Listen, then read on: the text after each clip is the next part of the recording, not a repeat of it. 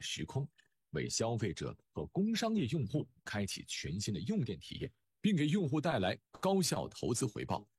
蚕丛机器人推出的闪电宝是一款能源型机器人，它拥有超大容量的电能储备与 L4级的自动驾驶能力。闪电宝作为车规级别产品，使用年限长达8至10年。充电不变是人们在使用新能源汽车中的痛点，找到好用的固定充电桩需要时间、耐心，再加上一点好运气。闪电宝可作为移动充电桩，自动来到您的爱车身旁，在停车场的任意角落，您都可以利用 Drop and Go App 召唤它的到来。停好车后，您可以在 Drop and Go App 上一键召唤闪电宝，通过扫描车位号或者在停车场地图上标识 Drop and Go App 将您的停车位置记录并发送给闪电宝，下好订单，您即可无忧离去。闪电宝具备 L4 我们的活动马上开始，请大家。Our forum will begin soon. Please be seated. Thank you. 强大的人工智能算法利用了多种传感器的安全冗余和融合技术，结合停车场内的高精度地图，闪电宝可以合理规划路径，准确、安全、快捷地来到您的爱车身旁。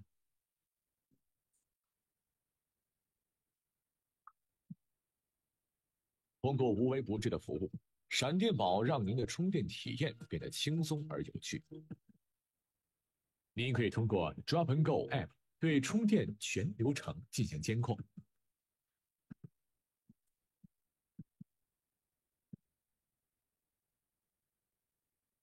当您再回来找车时 ，Drop and Go App 还可以根据记录帮您在停车场内找到爱车。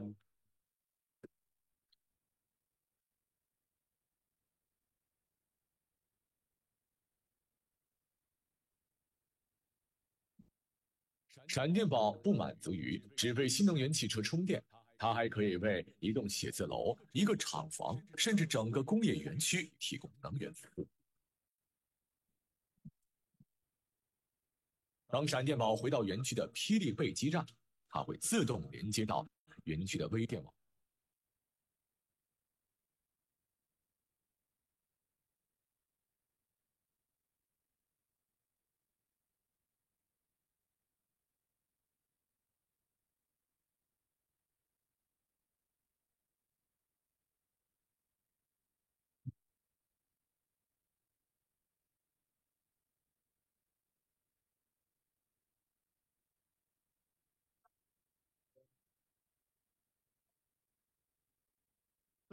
Distinguished leaders, distinguished guests, good afternoon. I'm an engineer, but today I will serve as a moderator. I hope I can gain your support. And please understand if there is any inconvenience. Now I'd like to welcome your present Mobile Energy Internet Innovation Forum, Autonomous Driving Meets Smart Microgrid. Just now, you watched the launching video of Flashbots by Control Robotics, which inspired us on our thematic topic.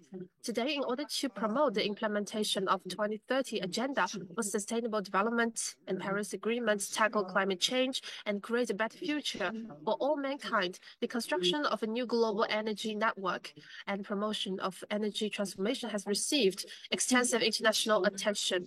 China pays special attention to and attaches great importance to transformation and upgrading of energy industry. China's mobile energy storage has attracted international attention. In order to accelerate AI and the transformation of the energy industry,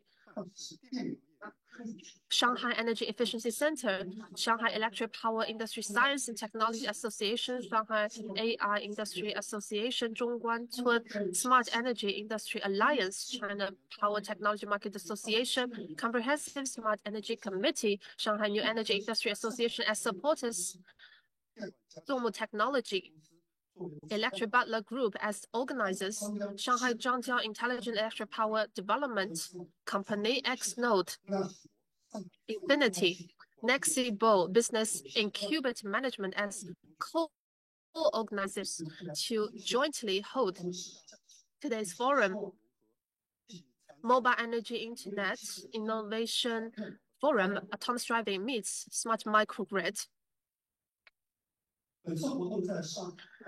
Today's forum sets up 4 global venues in Shanghai, Paris, Budapest, and Singapore, with real-time synchronous engaged by video and live broadcasting in China through Zongmu technology. And we also live stream to the rest of the world through many WeChat accounts, such as Zongmu, Cantron Robotics, part of Automobile Public, and the Data Monkey Public. Now I would like to present all the leaders and distinguished guests who are sitting in the front row of the main venue in Shanghai. First of all, the leaders on site. They are Deputy Director of Shanghai Economic Information and Technology Commission, Mr. Zhang Hongtao. Former Deputy Director of the East China Supervision Bureau, National Energy Administration, Mr. Xu Wenqiang.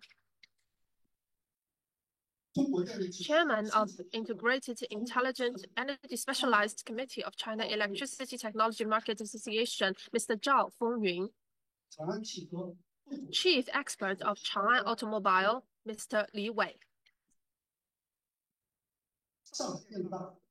Vice President of Shanghai University of Electric Power, President Zhang Chuan. Vice President of Shanghai Jiao Tong University, and also Carbon Neutral Research Institute, Gu Jun.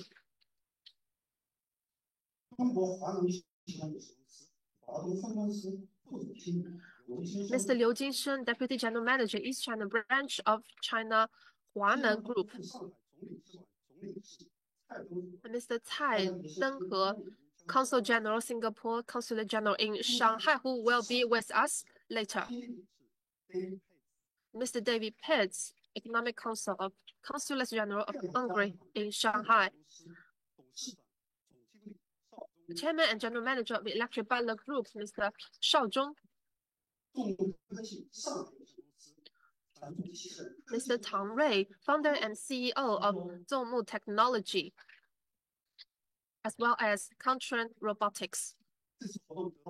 This forum is strongly supported by many units and also warmly supported by Chongqing, Xi'an, Xiamen, and Ankang branches.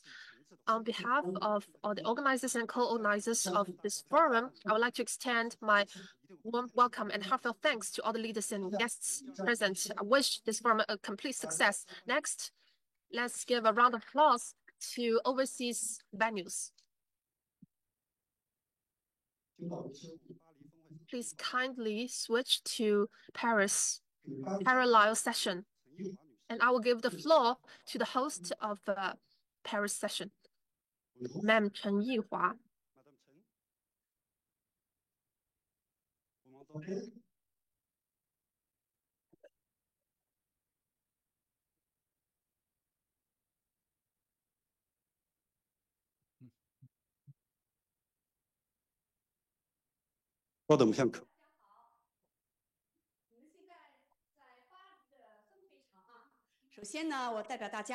Hello, everyone. We are at Paris parallel session. On behalf of all the leaders and guests, I would like to wish you a new year. Due to the bad weather in Paris, many guests are late for the forum. They're still on their way, so please be patient. And now I would like to introduce the guests at the Paris session.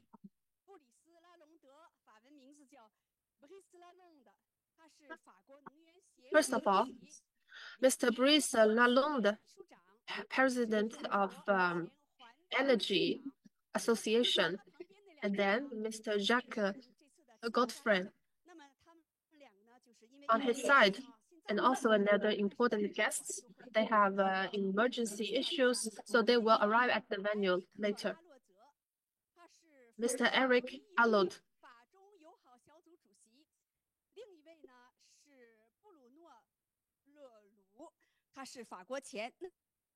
and also Mr. Bruno Fuchs, member of the French National Assembly, president of the Musée National l'Automobile.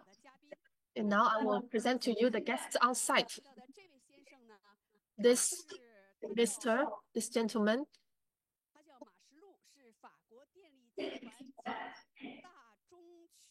is Mashlu, who is the president of the Greater China Electricity Association. And on my left, gentleman is the Secretary General of the French Energy Association, which is also of which the founder is Mr. Lano. And on the left side of Mr. Mashlu is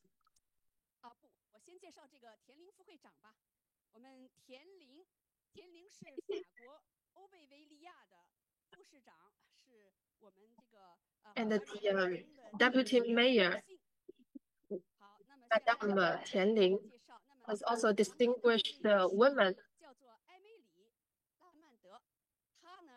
Adeline Lamande, who is the president of the Paris Chamber of Commerce and Industry. And all the other guests, they are on their way due to the delay of their train and the planes. Jim Cassell, who is the president of Musée National L'Automobile in France. And this gentleman, who is Mr. Chen Jianjing, president of the France-China Business Cooperation Association. And Tang Xiaohua will be with us soon. Mr. Tang Xiaohua is chairman of the Hentong Group.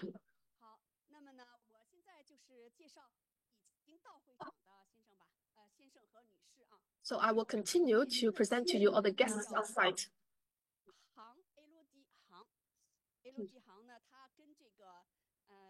Madame L.D. Han.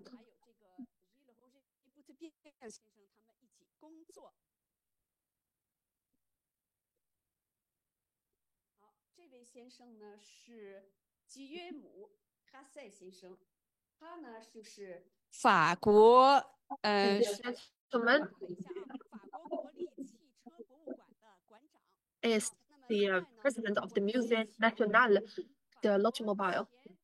And now I would like to give the floor to Mr. Eric Alauzet.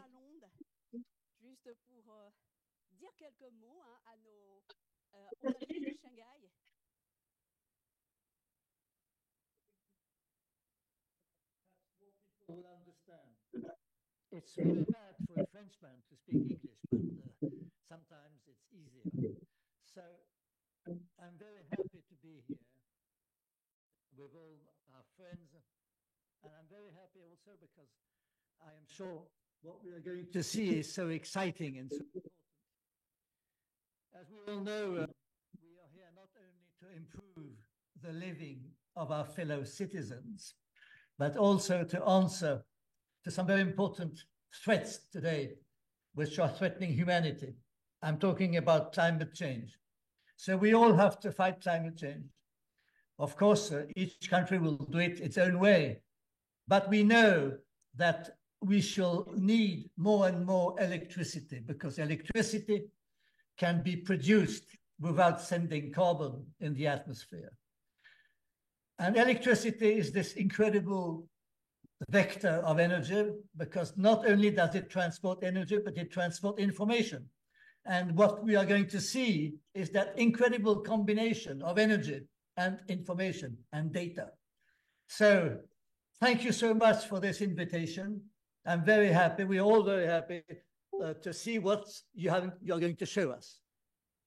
好的，谢谢Brice Lalonde 先生的精彩和演讲。 Thank you for your excellent and brief speech. And now I'd like to give the floor to the host of Shanghai venue. de personnel très important dans votre logo français.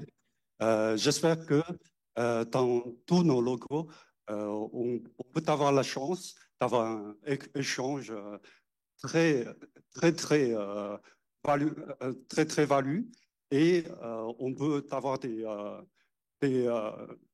conclus euh, très positifs. Merci.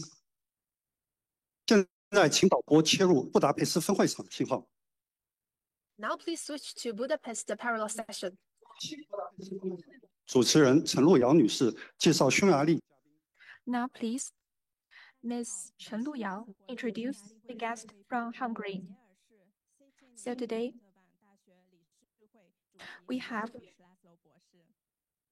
中国驻匈牙利大使馆经商处一等秘书武大女士，立动能源公司首席运营官黄哲先生 the chief operator, Ms. Huan De, 交通发展机构董事长 Vangatna Bola 先生 ，HUMDA 匈牙利赛车运动和绿色交通发展机构首席执行官 Misael s v i d the a chief manager, Ms. Lisa, 咨询公司合伙人 Ishik Robert 先生， the partner of 匈牙利汽车大 consultant 成员 company, 先生，立动能源公司高级副总裁刘道传 and 先生。感谢各位贵宾的到来。 vice president. 下面有请匈牙利 And 前创新与 now we will invite the former Minister for Innovation and Technology, Chairman of the Board of Directors of Gaia University with speech. Let's welcome.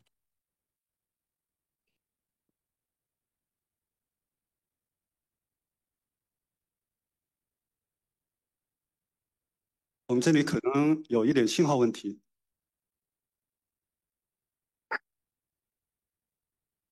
陈女士，我们这边上海这边听不到您的声音。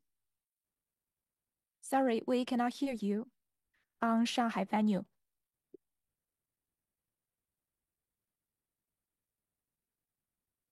我认为今天的会议连上提到2个重要的大趋势，影响到我们的生活、生命，将来呢还会发挥更重要的作用。人工智能和能源转 I'm 型 sure 呢 that today's exchanges will bring fruitful results. Our exchanges on energy, 是电能还是能源系统 whether it is 是以汽油的传统能源为基础，但是未来呢，就这些呢就不会有的，所以要处理我们能源领域产生的各种问题。我们现在看看汽车制造业呢发生的各个事件呢，我们就会注意到呢有很多发展方向，但是呢，也会产生很多的问题。今天呢，我们可以提到商量这些问题怎么能够能源呢的移动输送方面的输送和供应和管理。那么我非常的期待我们今天的活动，预祝我们的这个活动圆满成功。致辞。下面有请 HUMDA 匈牙利赛车运动和绿色交通发展机构董事长 Vangatna Bola 先生致贺词。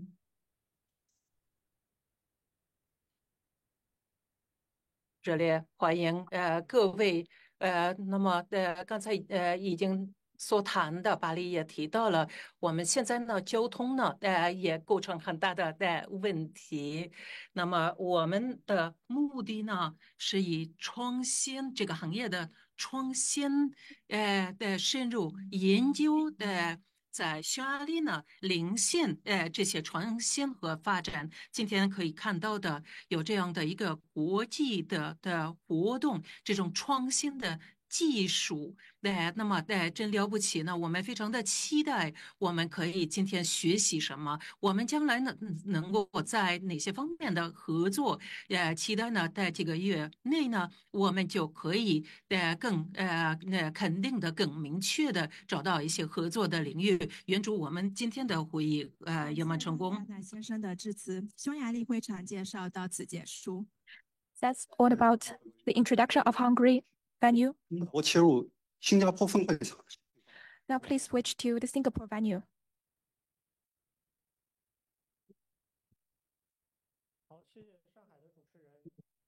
Thank you for the introduction from Shanghai venue. And here is the Singapore sub venue. And it is our great honor to invite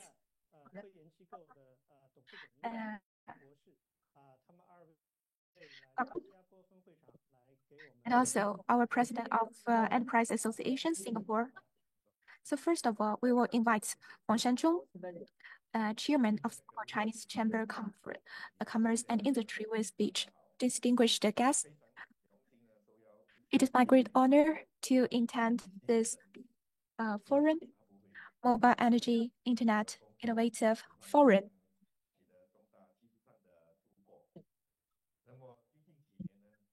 So in recent years, as for my understanding, artificial intelligence has imposed great challenges to the development of our industry. And we are facing great challenges. And based on the quick development of technologies, our industry has undergone great changes. And also, the technology play a very important role in our industry. So today, we facing great challenges and opportunities. And robotics technologies and also the automobile driving capability, we need to take for the use of technologies and promote its development in the industry.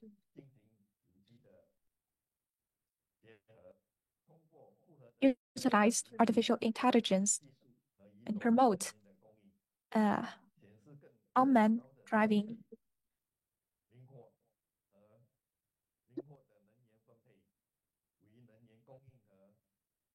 We have finally, I would like to extend great gratitude to the organizers and supporters of this forum and provide us with such a great platform for cooperation. As for energy transformation, supply, intelligent mobility, and you or the new or enterprises can play more important role in that. Sorry, the interpreter cannot hear the speaker very clearly. And that's the end of the speech.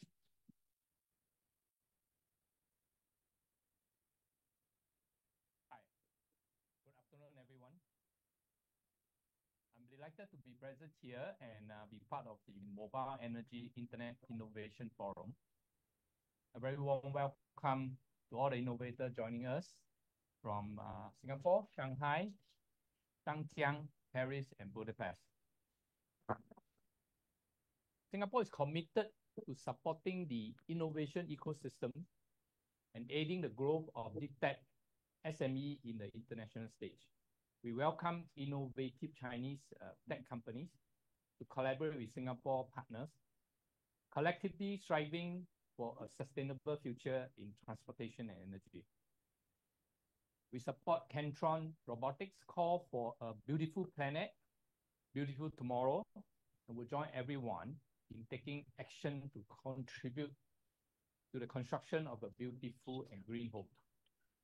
I wish Kentron Robotics great success in actively promoting energy transition and playing a prominent role in building intelligent mobile power grids. Here we wish the event a very good success and successful launch of Kentron Robotics globally. Thank you.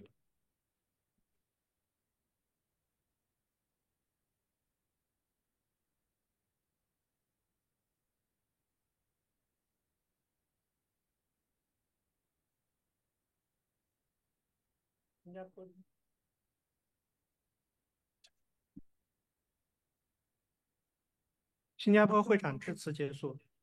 This is the end from Singapore sub-venue. Je remercie les invités, nos chers invités à Paris, et thank you for all the guests in Paris and Singapore. 感谢各种语言来自国际。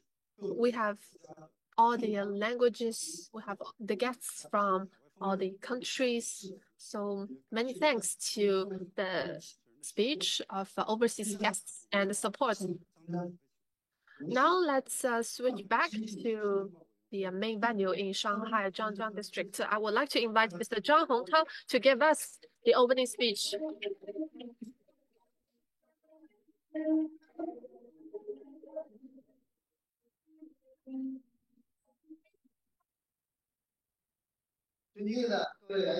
Distinguished guests, ladies and gentlemen, good afternoon. Many thanks to the invitation of Zhongmu Technology, and let us gather at the Zhangjiang Science Hall. It's my pleasure to join with hundreds of guests and jointly share this forum.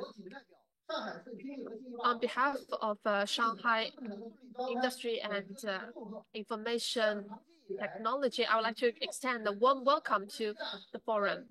From a long time, all the experts, and a warm gratitude to all the experts in relevant fields. Just now, through online meeting, we've heard the opening speech and the congratulations from experts from Budapest, France, and Singapore. Today, here, it is our pleasure and honor to have invited more than 500 experts in the field in order to discuss together the transformation of the industry and to give more thoughts. Today, we will witness the launching of a new product, which is Quantum Robotics. This is an integrated product in order to create a new smart microgrid and meet with the challenges of our era in order to form a general solution for everyone, which is sustainable and low carbon. This is the inevitable result of long-time exploration, and it represents the inspiration of our industry.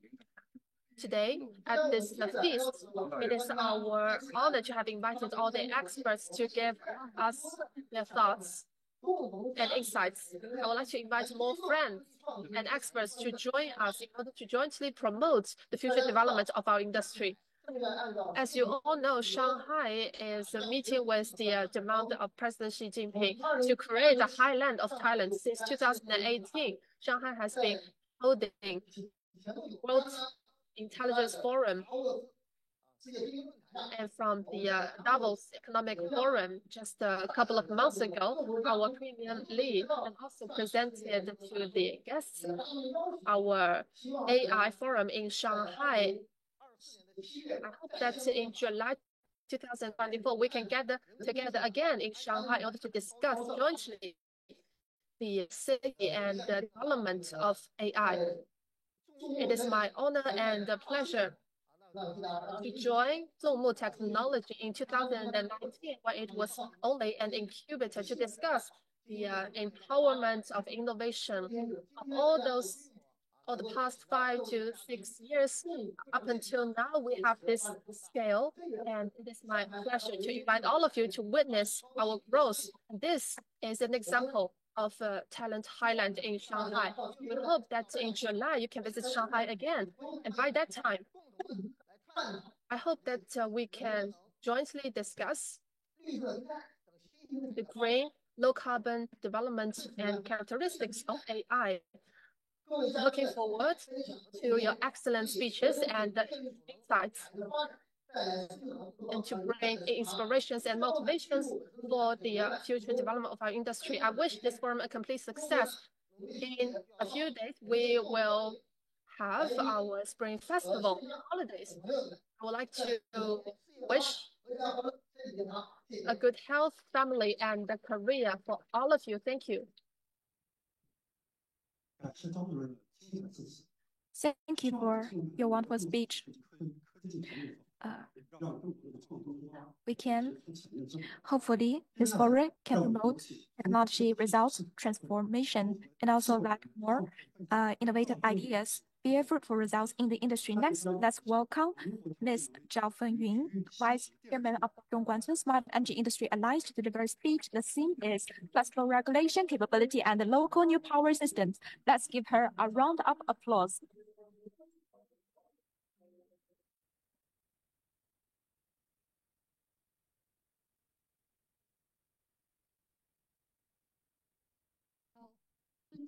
Distinguished leaders, guests, good afternoon. It's my great honor to receive the invitation from the organizer committee to attend this meeting and also deliver a speech. Later, we will see better speeches in the second and third speakers, and we can prepare for the later speeches. So today, my topic is based on today's forward theme, that is flexible regulation capability and local new power systems.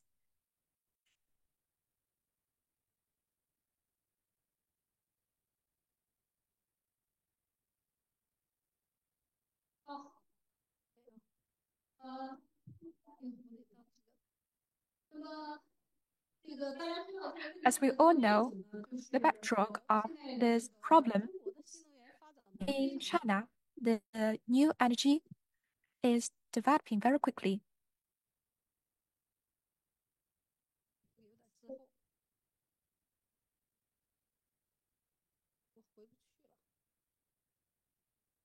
The speaker is adjusting the presentation. So, the new energy in China is developing really quickly, and also the landscape of new energy. We see there is characteristics of new energy such as readiness and also a mismatch from supply and demands. We can see these characteristics of the NEV, and also the basic logic of power system has changed, and also changes to our industry. And today, we believe the biggest changing matter is a lack of resource for supply of electricity. As we all know, the race of the problem, electricity cannot be stored. This is a consensus. And which implies the power system must achieve real-time balance of power generation and use. Traditionally, we regulate peak through generation side. We also have a unit primary frequency regulation, secondary frequency regulation, and designated frequency regulation plant to respond to the demand of our users. And therefore, we can have a real-time power balance. And for many years, such kind of balance is stable, and it really disturbs the public. We can see the stability of the power system. This is the previous condition. And with the development of new energy, the resources almost depleted in recent years. And have calculated data according to the industry law. The peak and the value difference is need to be regulated, and it is calculated according to 35% of the maximum load. And this year, the maximum load is 1.37 billion kilowatts, and the frequency reaches 350 to 500 million kilowatts. And in the low period, it needs to be the main period for new energy power generation. And as for other periods, for example, by the period and by the period at night, we will take it as In 2023, wind power PV capability reaches 940 million kilowatts, and combined the needs of our demands. And the regulation peak is about 450 million kilowatts. So our biggest changing parameter is the adjustment capability. So we will take it as average capability. For example, 30% we can provide from coal power side 360 million kilowatts. And as for the machine, we will take it as 50% and it can provide it 55 million kilowatts adjustment capability. But still, we cannot meet the current demands. We have our foundation and our very my viewpoint. The development of new energy has bring huge changes to the industry, and still we have to adjust new energy with our power system. So this is the biggest challenges for our industry. So while we are enjoy the low carbon convenience brought by new energy, we still need to solve the problem that we cannot adjust resources in time. So what kind of solutions we have? So first of all, we need to tap the stock regulation capacity of traditional power sources. Second, mobilize user demand response. Second, we should develop pump storage electric vehicles, and also we need to promote the development of new local power systems. And we have listed all the solutions for increasing regulating capability. I ranked all the solutions. As for coal power, I will introduce it briefly. In order to raise the adjustment capability from 30% to 60%, we need to invest in that. But relevantly, this investment is large. So based on our research on energy storage and the power system, that is, we have the potential that we can tap. It is beneficial for us to know that beyond coal power, our customer is not rigid. So this is our belief. Previously, our power system has the capability to deal with adjustment. However, currently we face double challenges. So we need our users to participate in the adjustment process. Previously, I've discussed with my partners to utilize the power of the public. And we have calculated if the demand reach 10%, we can release 120 million equivalent adjustment capability. And as for pumped storage power plants, we do not have a detailed data, but I would like to provide you with a concept. But due to the limitation by site resource constraints, the development of pumped storage is limited. It is beneficial for the development of new energy. And next, let's take a look at electric vehicle.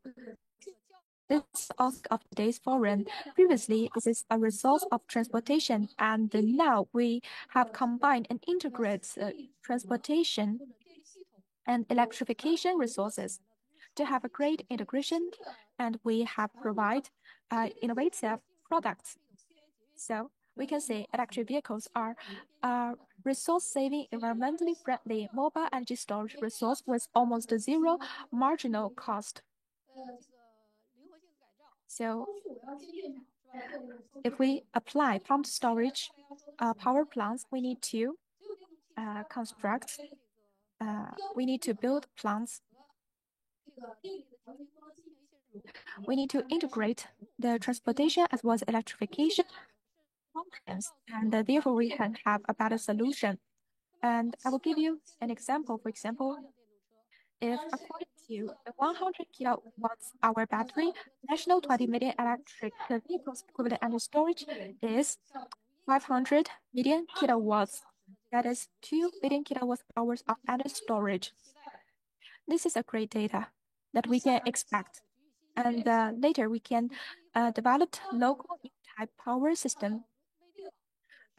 We also call it microgrid, but we call it local new type power system.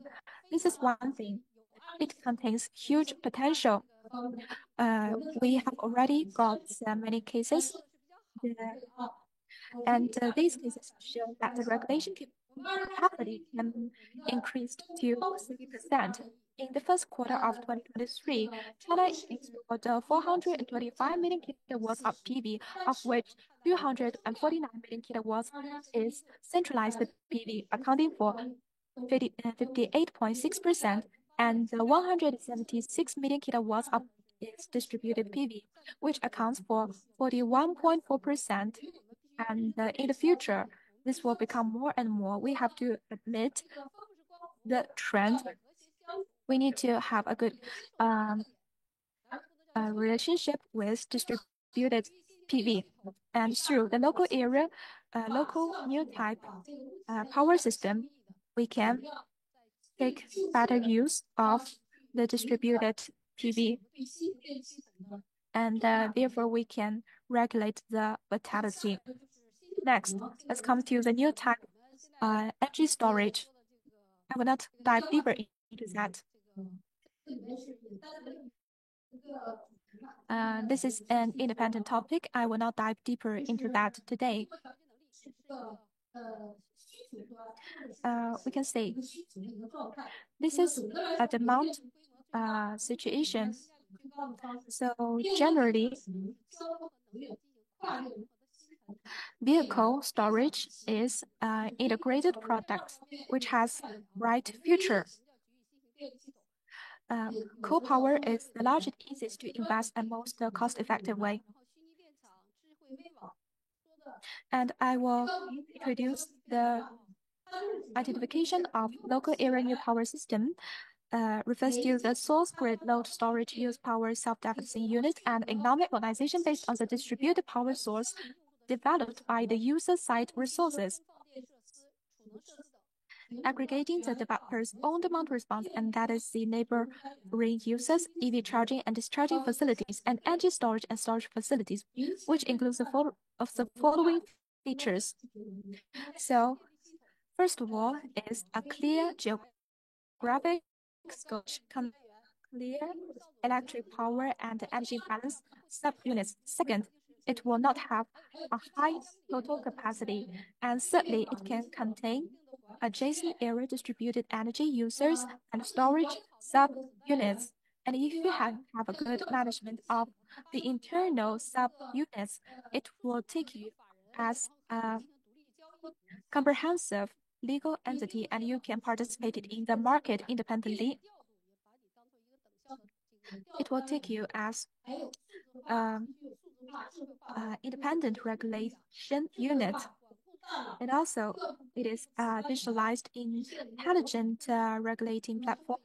It can have an intelligent interaction with you and maximizing the consumption of volatile new energy sources, and therefore reducing the fluctuating impact of the power grid, and also contribute to the goal of dual carbon.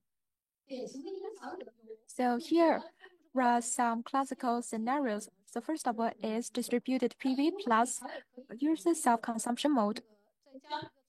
So if you have the capability to add charging and discharging electric vehicles and also storage mode, it will provide you with better capability. And also in some remote islands and the mountain areas, it do not have a big grid. So with the help of a microgrid to provide you with a self-balancing capability, we have the confidence to achieve that.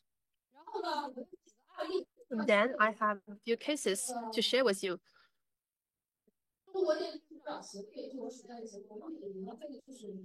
Our association will collect the cases year by year. So this is what I collected relative to our topic today. It's from Southern Power Grid. Its capacity has reached 10 million kilowatt and the adjustable capacity up to 30%. Another one is Boao, a zero carbon demonstration zone of Hainan. Still the same, building a photovoltaic integration. There is no traditional energy on the island, all electric vehicles. So in the future, we can consider to realize its DC interconnection of optical storage direct flexible, and its usage ratio has improved by 30%. This is the image that I want to show you.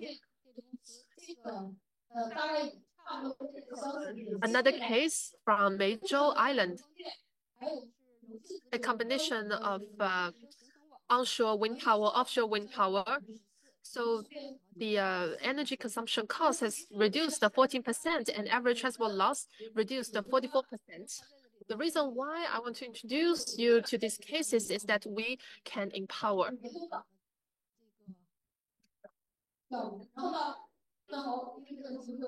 I'd like to take this opportunity to share with you that A6 consortium, not just the 6, we have nowadays 9 units.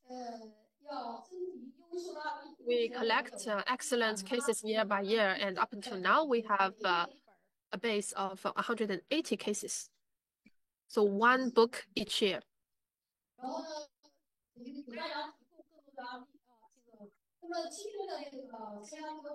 So for today's forum, I'm also very excited to be here. Thanks to Mr. Shao, the president of Electric Butler Group, thanks to the combination of mobile charging and robotics, he has created a new type of product, a new business. As a member of the association, I'm very looking forward to this new practice. And through your successful pilot projects, I cannot wait to see your fruits expanded to the rest of the China. Thank you for your attention. Many thanks to Ma'am Zhao for your wonderful speech.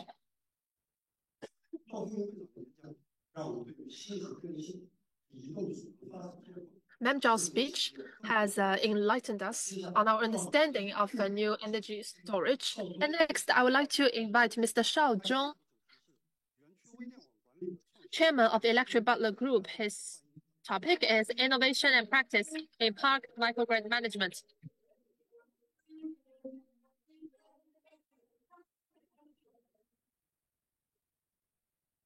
Ladies and gentlemen, 大家好，今早结婚了啊！ This is the first time for me. I'm very excited. I'm happy to join you. As for the reason, well, today we have an international forum. I haven't, participated in even domestic one, but today I'm now here on the stage, international stage. So I will speak in Chinese today. I'm good at Shanghainese. I can only speak those few words. So now I will start to speak Mandarin. So today we gather together at the Zhangjiang Science Hall to share with you the topic of microgrid innovation and practice in the park. So the keyword is mobile and the microgrid. As far as I can recall, Mr. Tang called it Cantron. For him, automobile autonomous driving is his expertise. For now, electricity is my domain. And now I'm moving towards smart. So this is a new practice from the user's ends. It integrates with the major electric grid. When we talk about microgrid, this is also a type of distributed electric grid. So we are all male, we are brothers. How can we play it alone? This is the key to our success. So this is why I'm invited here to share with you how to implement electricity into my expertise in order to gain further results. So today I would like to present to you the innovation and practice of a microgrid in the park. So what is a microgrid?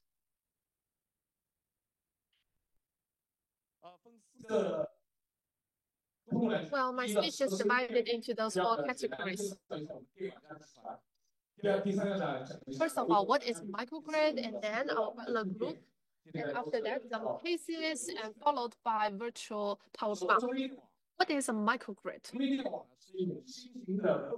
Microgrid is a new distributed energy system composed of traditional electric loads, power sources, energy storage, and energy conversion devices to form a self-consistent grid. Its feature is to realize local, clean, and highly efficient energy, and also to improve the efficiency of energy usage and the reliability of using electricity. So the point is to strengthen and integrate distributed resources. For example, our photovoltaic, our energy storage devices, our charging panels. So the point is to share, realize the electricity usage in an all-dimensional way. Now I would like to introduce to you Electric Butler Group and another advertisement to representatives of OEMs present today. So Electric Butler, what are we? So we are leading integrated energy service company in China. Actually, we based on the microgrid and to realize carbon reduction conducive to the establishment of your carbon goals and a new type of electricity system. Lingang and Zhangjiang districts are our long-term partners. Founded in 2011. Sorry, 2013. There are some major events around the microgrid. In 2020,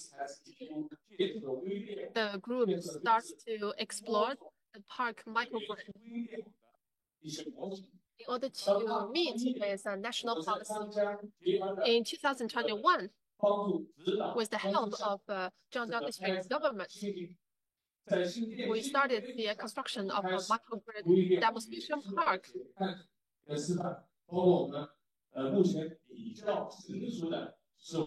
Nowadays, our relatively mature project is the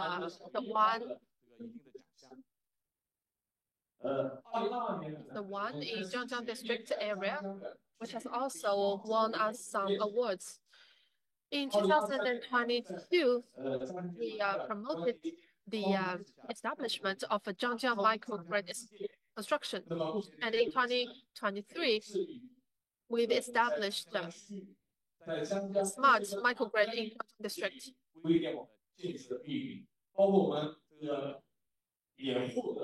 We have also won. We have also won the excellent demonstration project. Next, I would like to share with you some cases, starting by a video. 智能语音助手。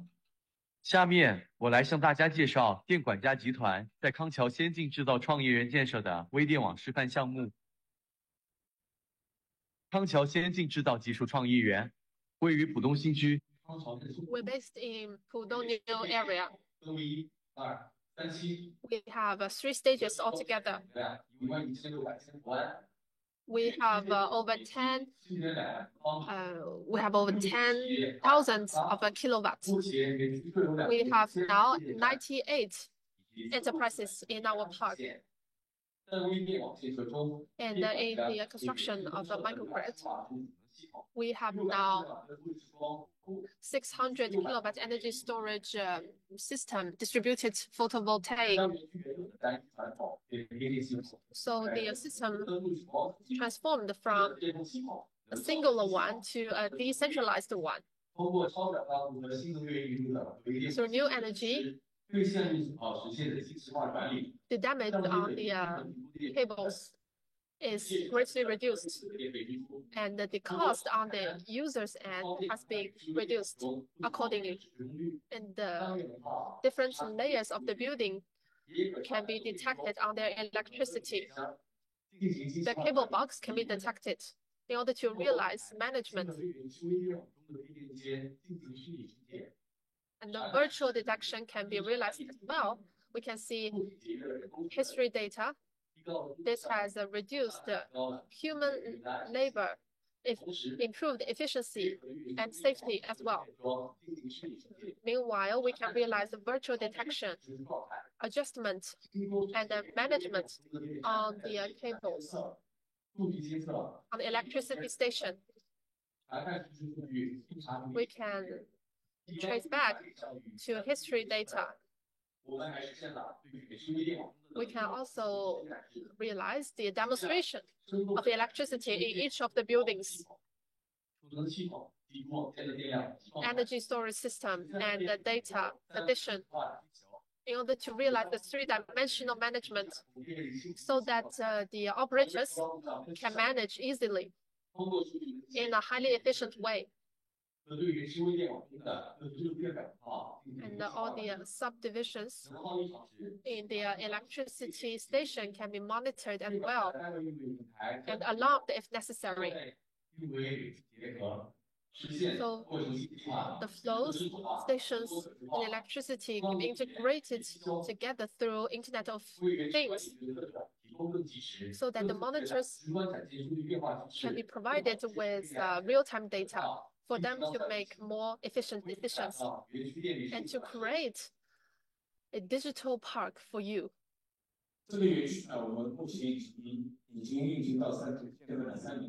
We have now gone through the past 3 years. We have fully mobilized our human resources and made much contributions.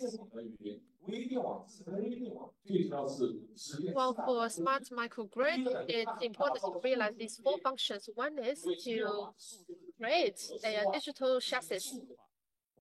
In order to use the data, we need to digitalize them. And after that, we need to come up with a comprehensive energy platform. That is to say, very refined operation. And now, through the analysis of data, we can analyze the energy to see when we need to use the solar power, when we use other types of energy. In this platform, we can make adjustments.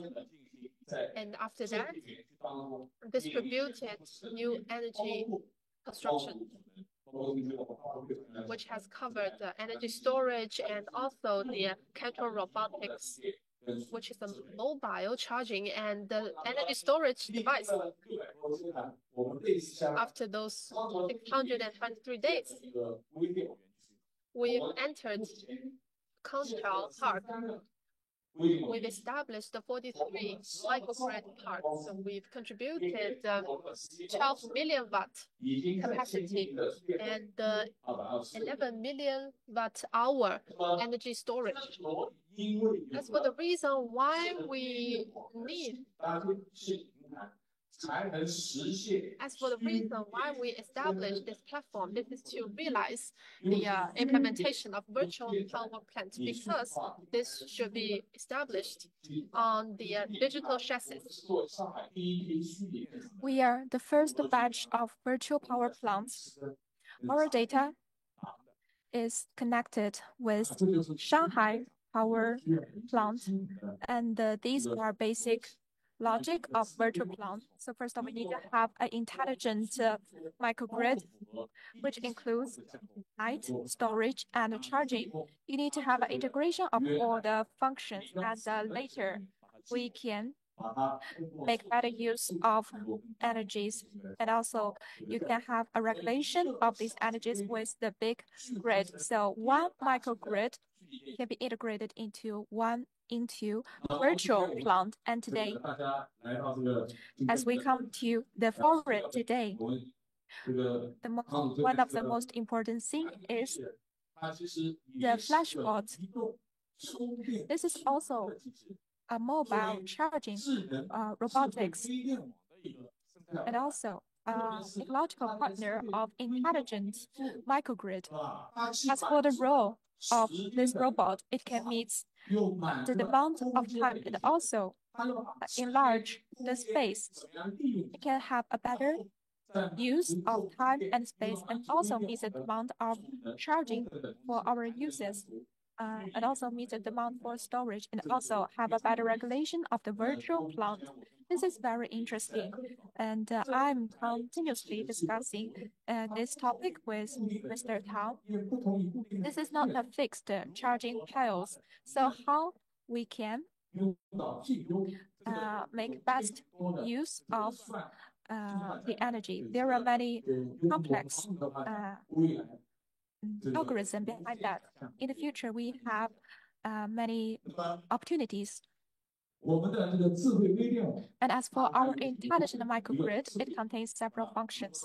So first of all is wisdom, and that is based on data. We can increase the stability of the power system, also the efficiency of microgrid. Second, integration. It can integrate energy in the park to have an effective integration of the energy. Also realize the virtual plant function, and thirdly is be efficient. So through virtual regulation, we can realize minute-by-minute emergency response through remote control. As for quick response, if we do not have enough electricity in the grid, by microgrid functions, by remote control technology, we can respond quickly to the demand, and also have a quick regulation of the current energy storage equipment, including our intelligent robotics. Every small machine is a small volume for electricity, which means that totally we have a big volume for electricity. And fourthly, because we already have microgrid and we have small robotics or the mobile energy, and we can achieve sustainable development, promote the dual carbon objects. Of course, innovation and practice has taught us that we can respond to the distributed regulation, also have a better usage of the potential of energy, and also realize remote control of power system, and also participate in the electric market. As for the local power system, and also for the large-scale power system, we can have a better development of that, and also promote the dual carbon objects. Or in the future, maybe a small shop can be a scenario for intelligent microgrid. In the future, we have a long way to go, and let's move forward together and explore the unexpected future, and also provide wisdom for the future development.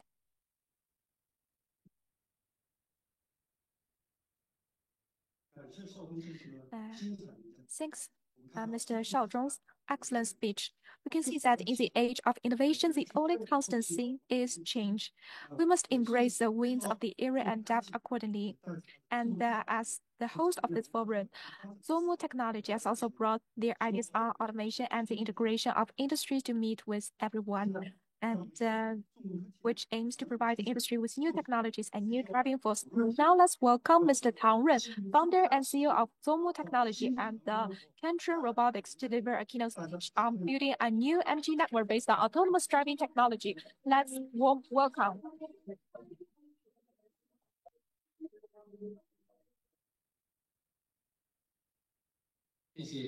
Thank you for your participation. And also thank you for the guests from Badas, Singapore, and Hungary.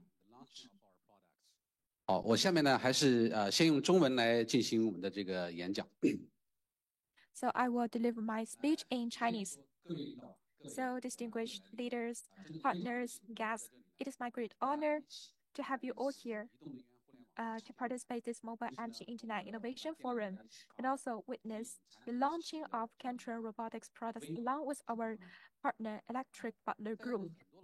Many of you have known me because I'm the founder and CEO of Zomo Technology, and this is a leading autonomous driving company.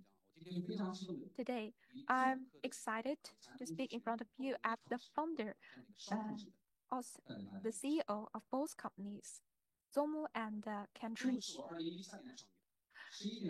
Zomo was founded by me in the beginning of 2013. It's been an 11-year journey to grow Zomo from a handful of people in the beginning of 2013 to today, a team of 1,000 people with Kentron as a wholly owned subsidiary, which has a team about 200 people. 11 years ago, I started Zomo Technology with a mission statement of be a world-leading ADAS and autonomous driving technology provider, and also a vision of safe drive, smart life. Indeed, it is supported by my partners and customers, and also the funding of my important investors. Today, we have full-stack capability of core AI algorithm, automotive-grade SWHW design, and automotive-grade supply chain management and in-house manufacturing. In the past few years, we have helped to ship our products and enable many of the most successful vehicles in the market. You can take a look at it. And previously, some of the hot types in the market. We are also very proud to be the industry's pioneer of promoting L4 autonomous driving in large-scale production, especially in the scenario of autonomous valet parking. At the end of 2017, we first introduced our surround view-based unified vehicle mobile cloud full-stack solution for AVP. I named the stack Drop and Go because I believe that good user experiences is that when a driver arrives at a closed compound, either a shopping mall or business park, he or she can simply drop off at the most convenient spot and go away, with no more worries of after jobs like parking and charging. And we have been iterating our solutions ever since. And at the end of 2019, we launched our Generation 2 Drop and Go based on 4D imaging radar and camera fusion based on technology. And today, I will launch Generation 3 Drop and Go based on more sensor fusion and more advanced AI algorithm. And we launched it for passenger vehicle market and also for our energy robotic flashbot. However, even Drop and Go is at its third generation iteration, and AVP has become a very hot topic in the autonomous driving market. We see that many OEMs have released a demo video for it. Why? On the market, we still cannot buy one such vehicle user dating. At the end of 2022, 5 years after launching Drop and Go Generation 1, I started to realize that large-scale adoption of AVP is still many years ahead of us. When I say large-scale adoption, I mean that a customer can buy a vehicle in mass production in the city he lives and do autonomous valet parking daily in almost all parking lots. So, what on earth is blocking such a good application for large-scale deployment? I believe that the first reason is that still many underground garages have not been mapped, and you need a map for navigation. As early as the beginning of 2019, I proposed that the map, crowdsourcing and updating for underground garage should be a service product, and I named this product at last Zoom Out Learning Mapping Service. However, today we see we find the percentage for mapped underground garage is very low. Another reason I think is when autonomous driving becomes level 4, the driving responsibility is shifted from the driver to the third party. In garages, after the driver leaves the vehicle and go away, if lacking a service infrastructure in place, concerning of abnormal situations that could impact their own customer experience will be a natural response from the landlord or garage management companies. And at the beginning of 2019, I raised a name, Stateless Zomu, and used a short cloud system. In the past few years, I tried to promote these two service products in passenger vehicle industry, but to be frankly, we do not have a good achievement. From one thing, we need to have more mature autonomous driving technologies, and besides, there is also egg chicken problem. If you don't have enough amount of vehicle in mass production, no one will invest in this service. If you don't have the service, and I believe that the APP cannot be applied in large scale, and this promotes my thinking.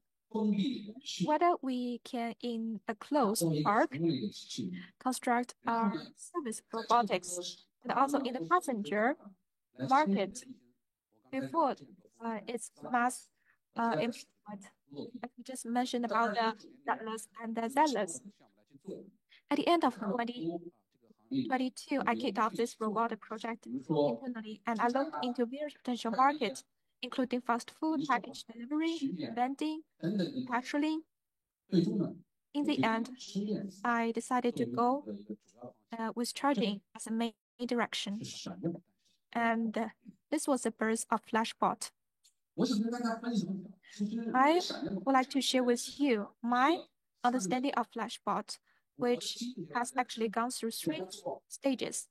My first stage of understanding is quite simple.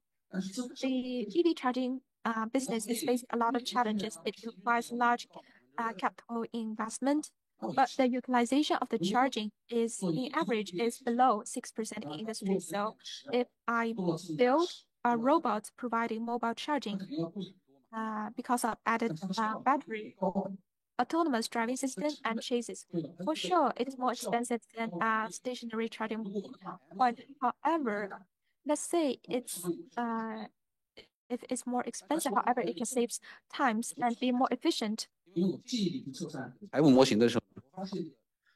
I look into more details of financial model, I find that the tidal phenomenon for this business makes the financial return unstable. For example, in a business, in an office building, the charging demands mostly coming during weekdays. The weekends, very low demand. For shopping malls, it's reverse. And on the highways, the charging points may be crowded in about 30 days of the year. So I find that there are many pitfalls in between. And my first recognition is that There are many mobile charging robotics programs. The data is awful. Well, the first breakthrough in my recognition happened the time when I was promoting our charging robotics to a large retail supermarket. This asked that if I was possible to reduce electricity costs of their park through peak shaving value filling service. This was the first time for me to investigate energy storage systems seriously. So I was wondering whether we can build a dual model EV charging energy storage robot. The former application can be a foundation that gives a predictable return. The second can be a value-added application. Not so stable, but it's growing. Perfect. And this has led to our partnership with the Electric Butler Group, which is the first time when autonomous driving interacts with a smart microgrid, which is also the thematic topic today. And Mr. Tang from Electric Butler and Mr. Shao said to me that your charging robotics can be used in many occasions. For example, the temporary electricity usage on the construction field. Now, I've come up to the third phase of my recognition. So the nature of the problem we're dealing today is the quick growth of EV market and clean energy sources like solar and wind power. And the world is shifting from a central planned energy network to a more distributed one. Through the current fixed infrastructure-oriented investment is doomed for low utilization and bad asset return, as the matching of demand and supply will be very inefficient. For example, fixed charging points to address randomly company EV charging requests and fixed energy storage systems is matching unstably solar power. Therefore, it is a resource matching process with low efficiency and a huge asset investment. But if we can combine autonomous driving with mobile energy storage batteries, then we can distribute supply, demand in a larger space and with more time in order to provide more convenient energy exchanges in order to realize the efficient usage of assets. Therefore, my third phase of recognition is that we're going to build a highly resilient mobile energy network and use it to find and facilitate energy trading in a larger time and space. I majored in communication in college. Actually, I find that it's very much comparable between a mobile communication network and a mobile energy network. So I will use this standardized model as a reference. On the left side, it's a wireless local network. And on the right side, it's a mobile energy network. In between, it's a standardized layer. So in the bottom, it's physical layer, and then data link layer, and then network layer, transport layer. So the topmost layer is application layer. Then we have application for communication, like WeChat, like internet, like navigators. They're all part of this application layer. For me, the mobile energy network that we're going to build, for example, the standardized charging interface, can be considered as a connector to exchange energy. Autonomous driving with battery. This combination creates a link in order to exchange energy between different entities. On top of that, it's a link layer. We also create a software called the Flash Dispatcher. So it's like our network layer and transport layer in order to distribute different resources for different applications. It's like the TCP or IP in energy network. And on top of that, we will create layers of application. and will introduce the exchanges of multiple energy. For example, the EV charging service for consumers, the energy storage for peak value price margin, and also temporary electricity service as well. And as an overall solution, we created corresponding software tools and services in order to manage the assets and the equipment, to come up with reports and the OTA, and also the operation and maintenance. We need to come up with the softwares and the tools outside. If we're called the Mobile Energy Network Innovation Forum, I will start with a short video.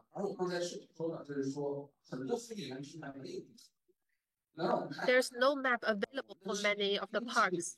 So now let's see how to come up with a highly efficient map.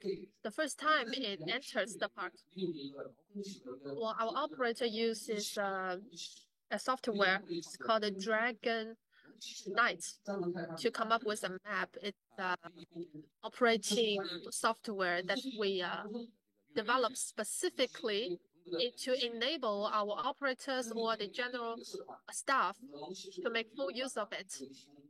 And our mobile end will provide with the different all sorts of images for you to check the reports, for you to check the condition of the equipment. And for our operator, they can conduct professional maintenance like mapping. And for the general operators in the park, for the staff, they can accomplish some easy missions like the charging of the flash bots, and the general staff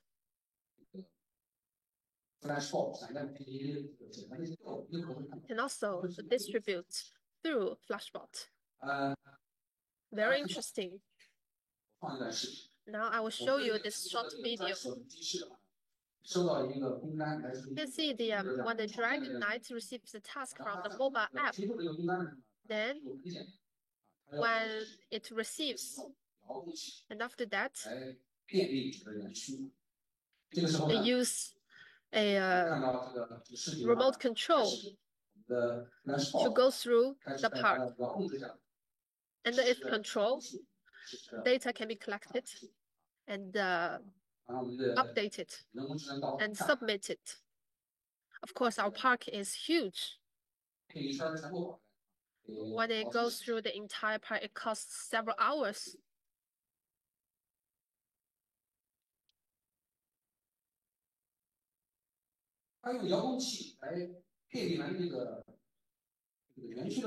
With the control to identify the roadmap of the park, and a map can be submitted to the user end to be updated and maintained. In this process, we are qualified to provide the level A navigation service because our country has high demand for the qualification in this field. So we will respect the local laws and regulations not to violate any privacy issues. Well, after this video, now let's check how the system works in typical scenario. So our day begins with AI Island. So the Flashbot has been charged. Our FlashNet will deliver the mission to Flash Dispatcher. And Flash Dispatcher will allocate mission to Flashbot to charge the first EV. And meanwhile, the Dragon Knight app will allocate mission to operator in the park, who could be a professional one or could be security. or cleaning staff with the cleaning staff in our office tip as well. Many thanks to her. And after the charging of the first vehicle, the flashlight will tell the Dragon Knight to return the charging gun, and the tip of 2 yuan has been received to your account through WeChat.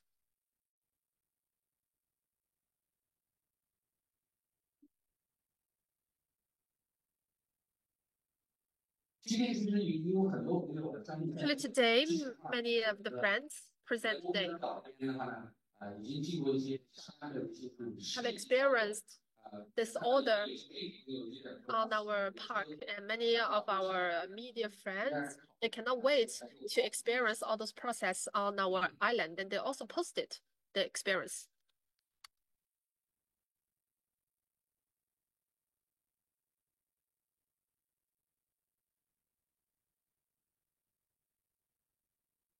And now our flash dispatcher sends the flashbox to the second EV in need of charging.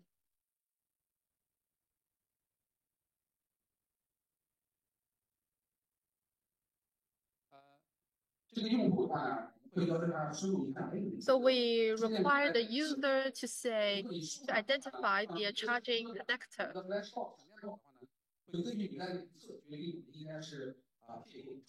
So the flashbox will identify which side it will be at while charging according to the location of your charging connector. If there's a mistake, then our operator can tell the flashbox to reverse, to change direction with one button, so that the operator can monitor this flashbox in a very easy way.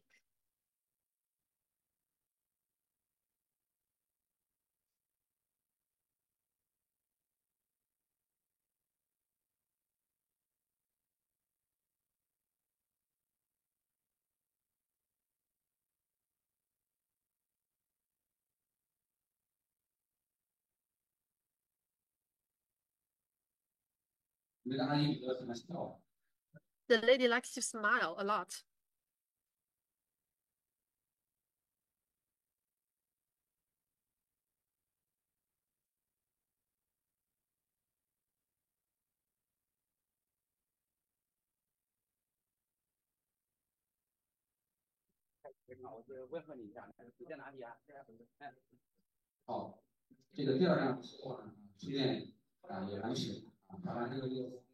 Right, the charging of the second vehicle has been completed, and our operator was tipped for 2 yuan.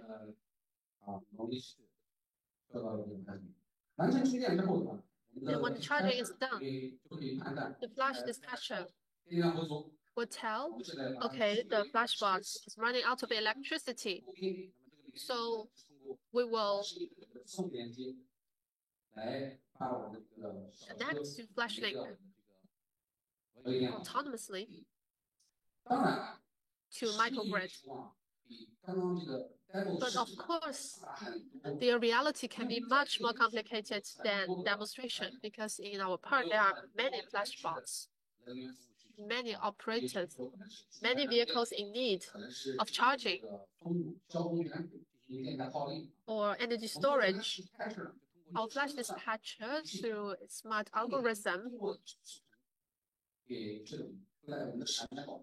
can engage flashbots in order to realize a highly efficient energy usage.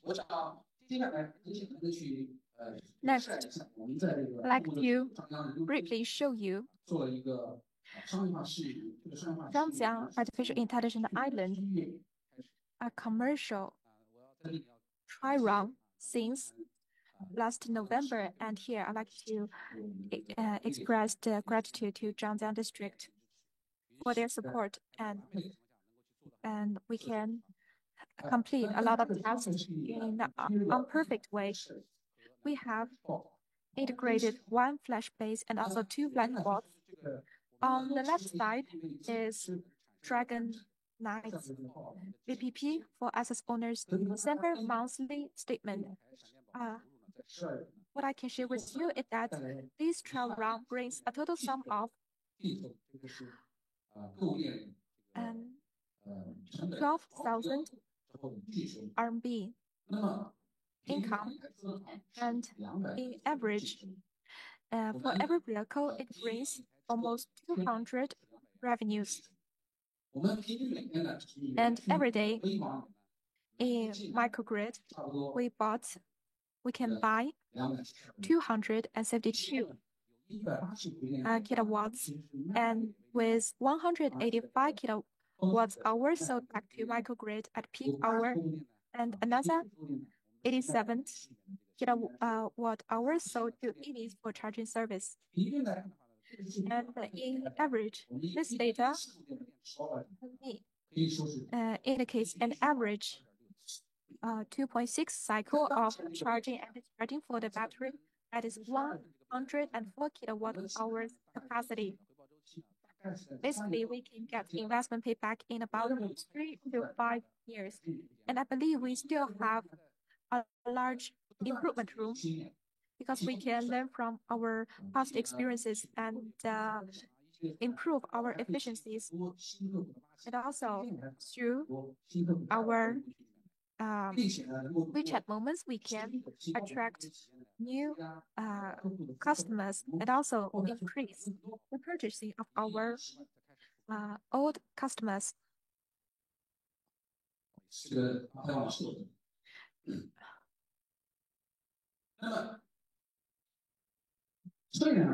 Although Flashbot has great potential, Kentron Robotics determined to do only few things and do them well. First of all, we want to keep driving higher return for the asset by new versions of software and algorithms.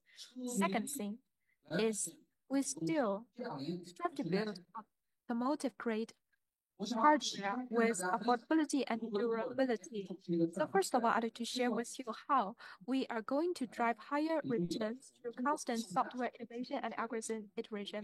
Please note that by combining autonomous driving and storage technologies, we are able to do energy exchange in a large range of time and space, charging and charging to and from microgrid, charging to EV. They are all an application of energy exchange. Flashbot is equipped with 1C charging and discharging speed, meaning it can get 40 charge or discharge within 1 hour. And theoretically, it indicates that the maximum exchange opportunity are 12 times by cell charge and discharge cycles. We have not seen the past December financial statement.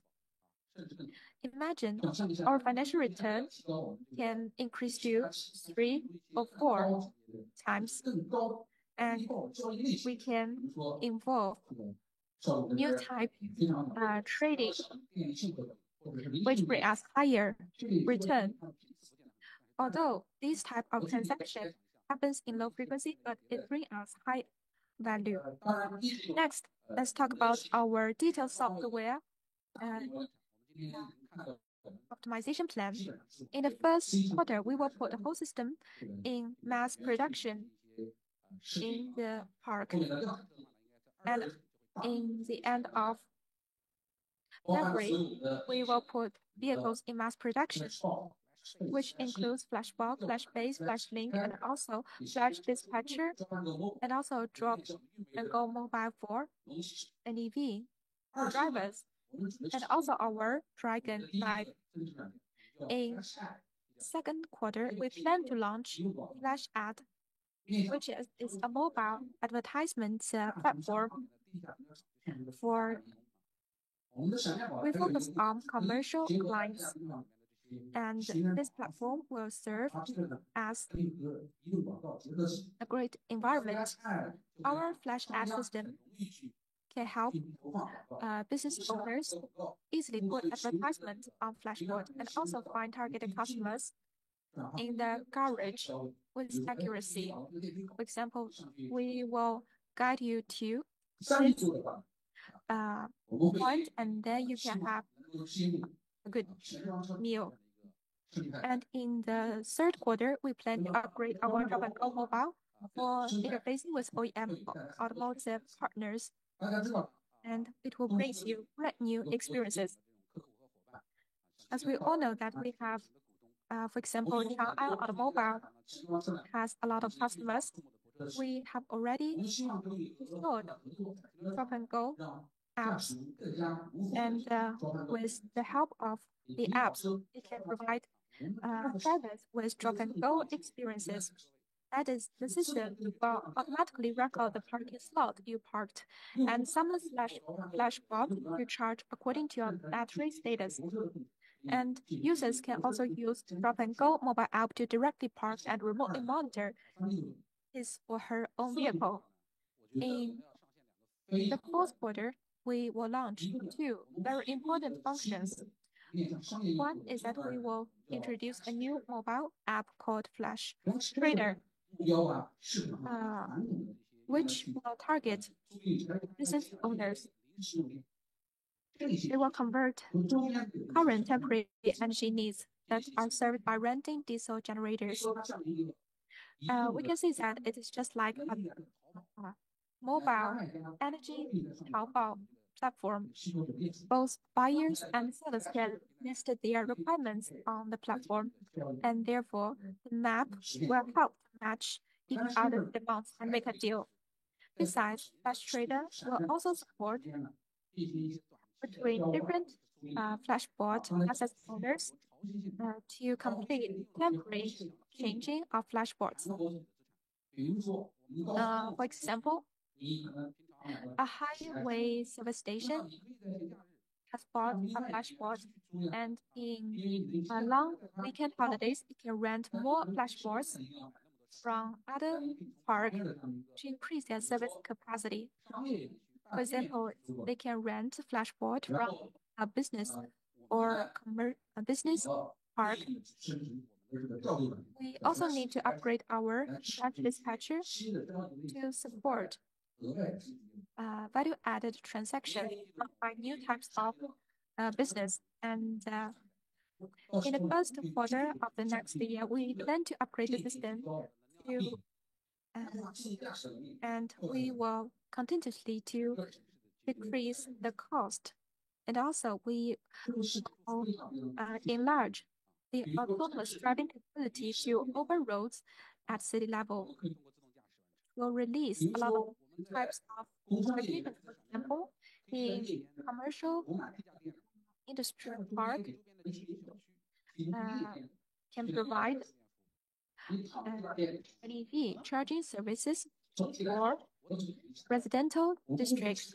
So in summary, we plan to drive our software iteration in three aspects. So first of all, we will continue to enlarge autonomous driving capability to enlarge the time and the space range of electric power transaction. And second, we will use machine learning and data mining techniques to build a deep cooperation with OEM automakers to reach more EV owners and build a stronger bonding with them.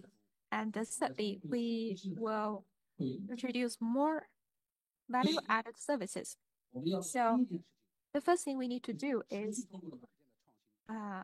by continuous innovation of software, we can increase efficiency of assets and also have more revenues. And second, we need to build automotive-grade products, and therefore we can provide our asset owners with affordability and durability. As Elon Musk has said, many people cannot understand how hard it is to build an autonomous vehicle and put it into mass production.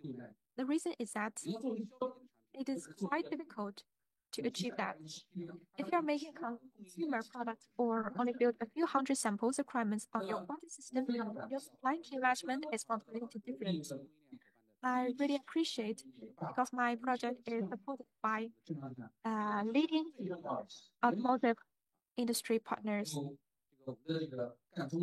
For example, Ganfeng company has give us great support, and Flashbot creation is supported by them. And thank you so much.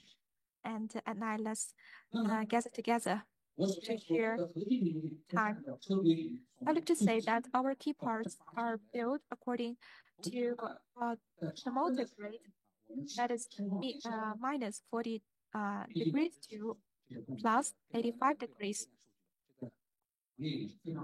This is recent data in the industry. Besides, we also ensure that in minus 25 degree or in high temperature, like plus 50 degree, our system can provide 80% charging and discharging efficiency.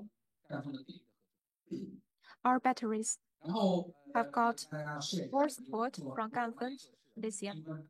And those are some testing pictures, and we have done a lot of low temperature environment testing. And when we will also complete strict agent test based on autonomous driving in bumpy roads before the product is out of factory, we will complete the agent test in a strict manner, because we have a high requirement for that, because we want to make a vehicle grade product. On this basis, we are confident to provide 8-year quality insurance. And besides, we also have also got support from our partners. This is an innovative product, and together with our partners, we have got 3 types of insurances: product quality insurance, assets insurance, and also public responsibility insurance. We want to provide our customer with comprehensive protection and ensure comfortable experiences. And lastly, we like to complete and do it well the following 2 things, and together we can build a more resilient mobile energy internet, accelerate society to transform to clean energy, and together we can reach dual carbon goal in advance. As a technological company, we do not want to own assets, but we want to provide high quality hardware and leading software. And therefore, we can achieve effective return of assets, hopefully, under the guidance of the government and also the regulatory bodies, and also all the potential partners or the energy manager, or whether you are EV charging carriers. They all participated in this movement to build a high resilient mobile internet, energy internet, and therefore I like to re-emphasize the mission and vision of the Cantron Robotics. Our mission is to deliver clean energy efficiently with artificial intelligence at any time, in any space. And our mission is by the planet better tomorrow. Thank you for your attention.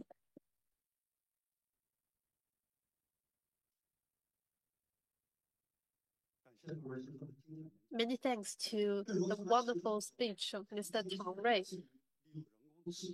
As Mr. Tang Rui mentioned, with the help of AI, empowered by technology, we can provide a better service for the entire world, and the consumers can enjoy a more sustainable power solution. In the meantime, we believe that empowered by autonomous driving, this new type of energy network can be featured by automation and intelligence. It can promote market vitality and meet with electricity demand, promote more international cooperation, and promote industrial innovation through technology. And next, we will move to the panel discussion. This panel discussion will be in English. with the theme of when autonomous driving meets smart microgrids. Now, I'd like to present to you the moderator and the distinguished guests of panel discussion. And just now from the Paris session, all the distinguished guests are present now. So please, let's cut to Paris session. Hello, everyone. Now, Mr. Eric Allot is now present here. Let's welcome.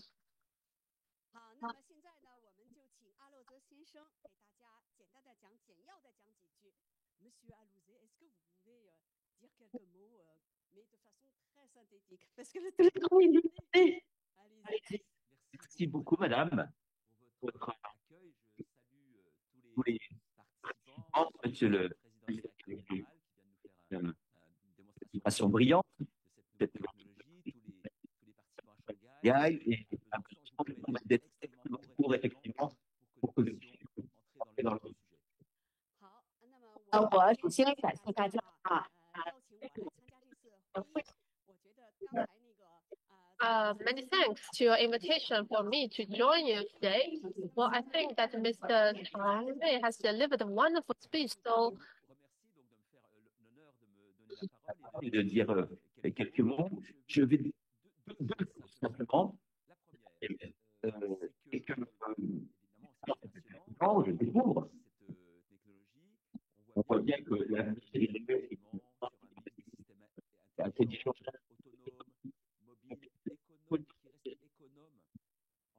matériaux, en métaux, en terres rares, économe en énergie, parce que comme ça va se développer sur toute la planète, beaucoup d'habitants, il ne faudrait pas que les économies qu'on fasse en économisant l'énergie carbonée soient remplacées.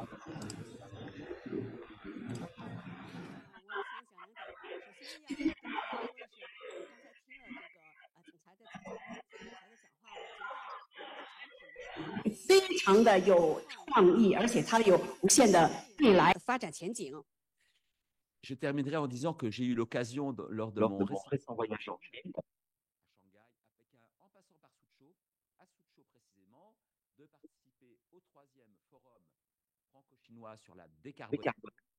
C'était le 12 décembre, c'était le 8 de l'accord de Paris.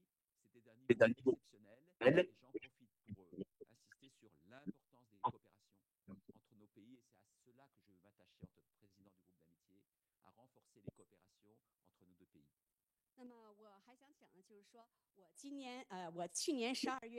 Besides, in December last year, I visited Suzhou to participate in the 3rd decarbonization conference. So now, as the president of French China Council for Friendship, I would like to enhance the cooperation between China and France in energy. Now, I would like to give the floor to the moderator in Shanghai.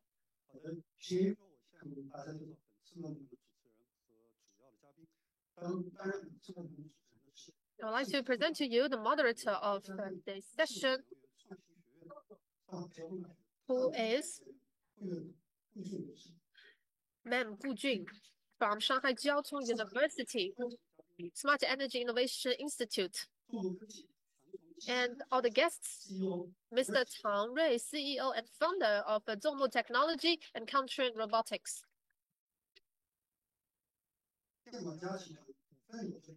Mr. Qiao Liang from Electric Butler Group, assistant of a general manager.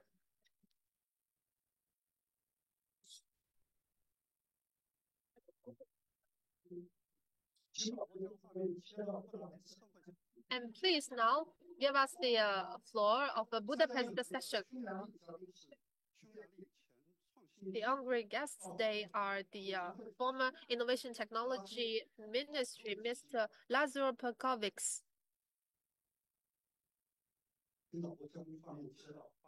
Please switch screen to Paris session.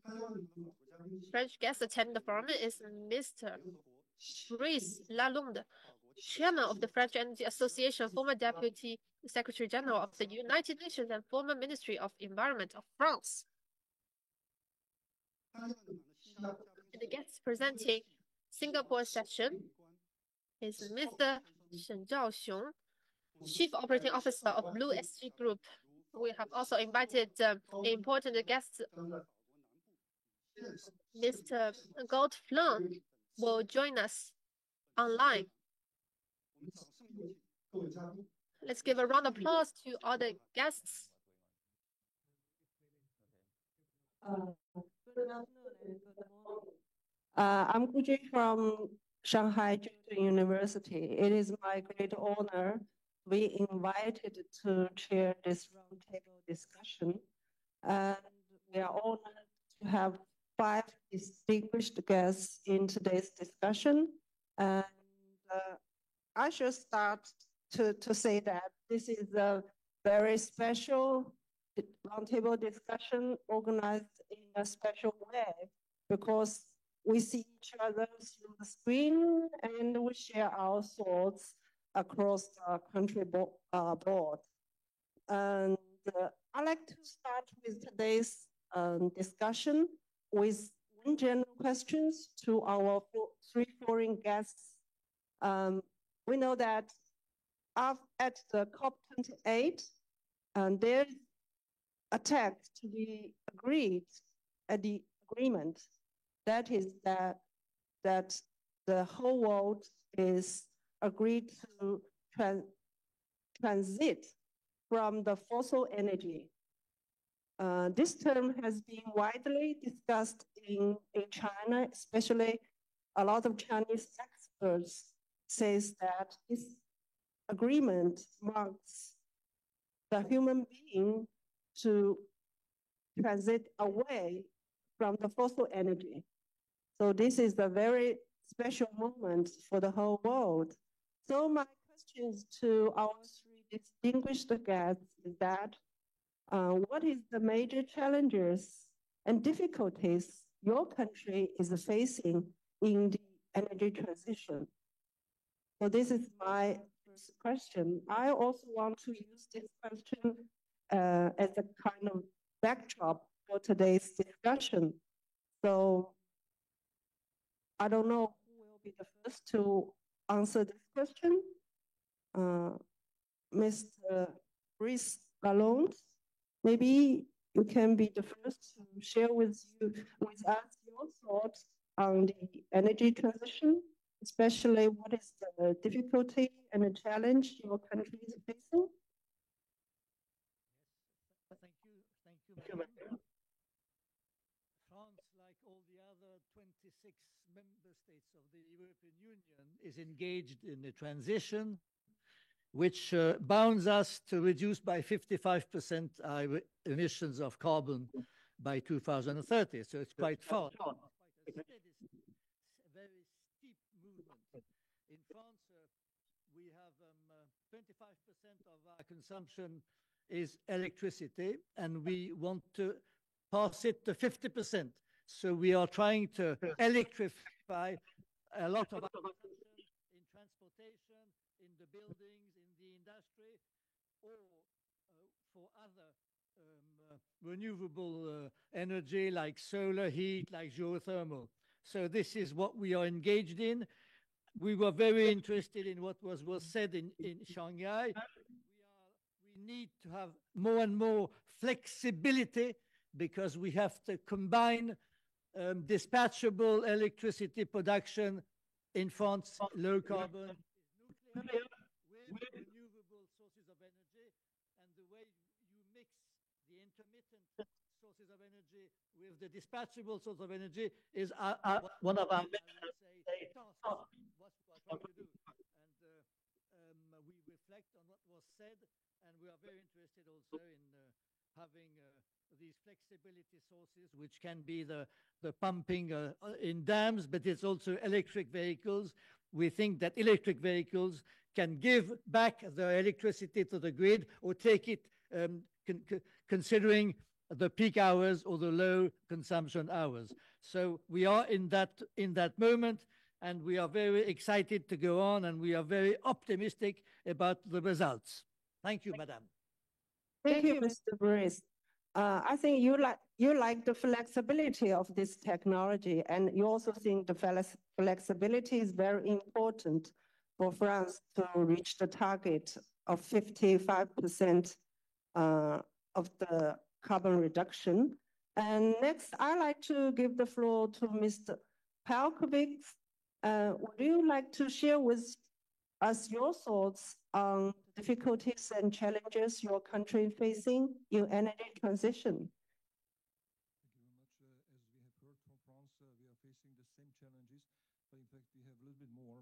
The geographic location of Hungary is in the middle of Europe, and we are a sort of landlocked country. We don't have any access to sea, and as a that's why we have all our energy sources, most of the energy sources, via pipeline, either gas or oil, but it is coming from the surrounding countries or over the surrounding countries. So that's already a challenge. How to find a way to be independent, to be dependent on these kind of external energy sources. The other challenge, as a consequence of this, that currently 2023-24, over 60% of our final energy consumption is fossil gas and oil, and this is the starting point. And by 2050, as we have heard, we would like to reach as much as possible the carbon neutrality. Nevertheless, we see good challenges, but we need to make a complete energy transition. So reduce the gas amount as much as possible. Actually, in our current calculation and the simulations, we see that in 2050, instead of the 29% consumption, we will reduce it to 7%.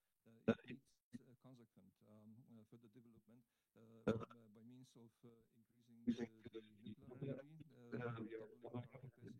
We are renewing the existing ones. We are also thinking on the SMR technology, which will be a good addition to the current nuclear energy generation. And of course, we put very high emphasis on renewables. We are developing very rapidly the solar energy. Currently, we already reached 5 gigawatt, although this was planned only to 2030. By 2030, we will be over 10 gigawatt solar. And in addition to that, we are also increasing the wind energy. Of course, it seems to be quite easy. Nevertheless, we have many other consequences. First of all, the electrification of our total life. Currently, we are using the gas for heating. We need to exchange it to electricity. Similar, the industry is using gas and oil. That must be changed also to electricity. And since the renewable content has some consequences, for example, how to store energy. We have heard here in some of the presentations as well that the electric energy storage is an issue. It's actually Hungary is a flat country. So that's why we have normally already the electric storage opportunities. And that's also something what we are working on that. But we do see good chances that by 2050, our final energy usage up to 80% is going to be green and renewable. If we calculate, of course, the nuclear is renewable. So these are the big challenges, but this in the European Union, that is not hopeless that we are not going to meet this. So we have good chances to do that. Okay, thank you, Mr. Palkovic. Thank you very much for sharing us your thoughts on the target of the changing of the energy mix in Hungary. I believe there will be a lot of room and opportunity for Katrin to work with Hungary in the future. So the next speaker will be Bernard Sim. Sim, would you like to share your thoughts on Singapore's challenge? Sure. First of all, thank you very much for having me here on the panel. I think our situation is pretty much similar to the one in Hungary. Singapore is a very small country with a very high urban density. And today, most of our electricity, 95% of our electricity is produced via natural gas. So because we are a very small island, it is very hard for us to get renewable sources of energy. But that doesn't stop us from trying. And by 2030, we have a commitment to move towards 30% of our energy solar. And we are constantly exploring other energy forms to give us renewable energy or green energy in Singapore. Closer to our topic of discussion today is the Green Plan, where we look at the land transport electrification, and against that backdrop is a huge demand for electricity and energy. So the things that we do in order to be able to contribute towards a greener future would be to incorporate technology as well as the ability to use one type of resource for multiple users, and that will help us optimize our resource to contribute towards the energy efficiency and the energy mix in Singapore. I think what we see today is an interesting concept, and we hope to see more of such technology emerge around the world so that we can use them in our local context. Thank you. Thanks. I think technology innovation is very important for Singapore to move towards a new carbon neutrality society. Thank all the foreign speakers for sharing with us your thoughts on the difficulties and challenges you are facing in moving towards the low carbon society. Now I'd like to give floor to our Chinese guest, Mr. Chao Liang. Ms. Chao Liang, would you share with your thoughts on the role of development of microgrid in industrial park to reach the targets of the carbon neutrality? Okay. Okay. Thank you. Hi everyone. And I want to introduce myself as Harry Chao and from the Electric Butler. And the topic is dual carbon is the main goal of our Chinese energy development in the new stage. And under the dual pressure of the energy demand and environment protection, and both at home and abroad have turned attention into renewable and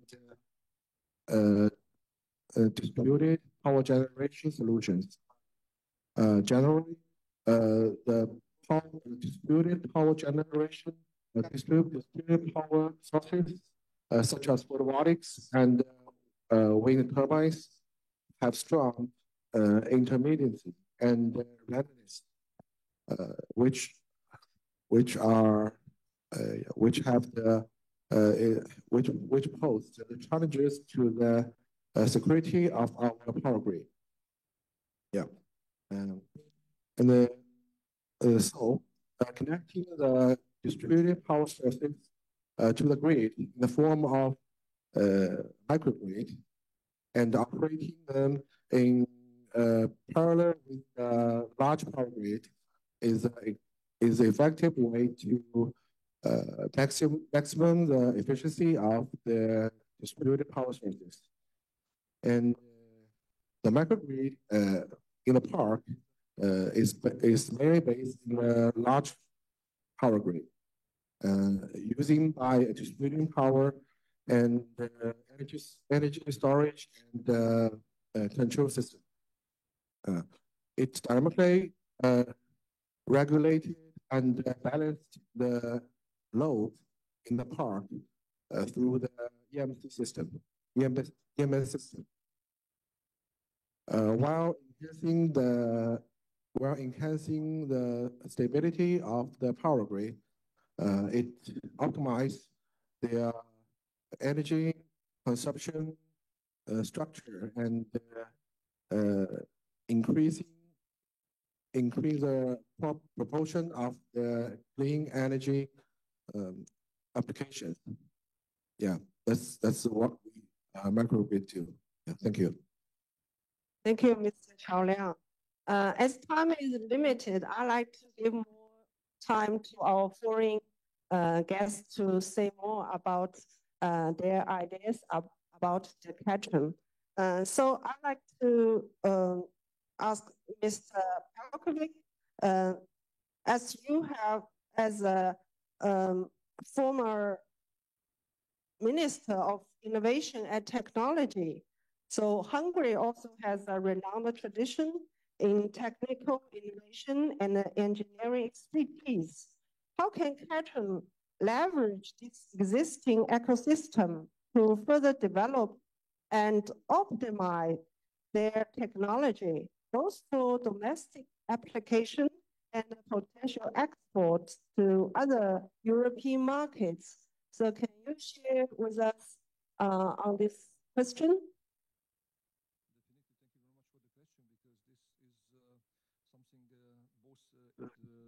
Technologies, what we see here, they are playing an outstanding role in the Hungarian industry. In Hungary, the automotive industry is strong, in fact, very strong. Very significant portion of our GDP is coming from the automotive.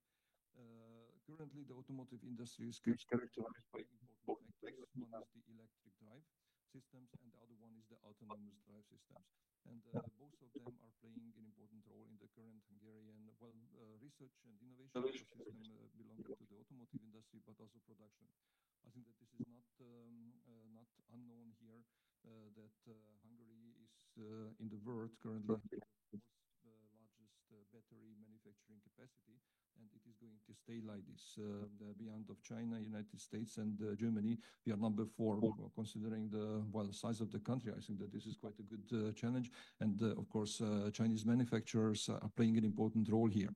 Not only the manufacturing and product, but we have in the meantime built up a complete ecosystem, starting from raw materials up to the reuse of the batteries and their life cycle. So the battery and electric vehicle industry is playing an important role. The newest information what you might have heard that BYD is going to build the first European plant in Hungary to supply the European market from here. So I think that this gives a very good environment for this kind of technologies. The other is the autonomous driving. Just calculated quite recently that the number of the engineers working in Hungary who are developing electronically controlled and autonomous system exceeded 15,000. It's a huge number in Hungary, by the way. I mean, Hungarian size is just somewhat different than in China. Large companies are designing this kind of system in Hungary, and in order to support their activity, 4 years ago we have built the world's most modern validation environment for electric and autonomous vehicles. Currently, there is no more modern one. It's already used by European, by Chinese, and by other manufacturers for validation. So it fits well to this technology. And in fact, what I like in the system which was presented here, and I was thinking a little bit beyond of the current application, that this is somewhat the future of the combination of the battery electric vehicle with autonomous drive, because these vehicles, they have 1,500 kilos of batteries, huge capacity, but we are not using during the night, not using during the day. So why not to use also the battery electric vehicles with autonomous control instead of these robots and running on the road? They are released for the road, above level 4, they can run without having any person in that. So that's why you can, I think that evolve this strategy in other directions. And Hungary offers good conditions for that. So we, as far as the legislation is concerned, 2016 we already launched the legislation that companies who are designing these kind of systems in Hungary, they can use it without any time and location limitation in public road. In a real control environment. And currently we are just about to implement a new legislation environment for level 4 vehicles. Well, actually doing the same like Germany did, that we will also let the level 4 vehicles to the roads. With this, I think that we will be quicker than the European Union, the countries in the European Union, except for Germany. So it's a good environment.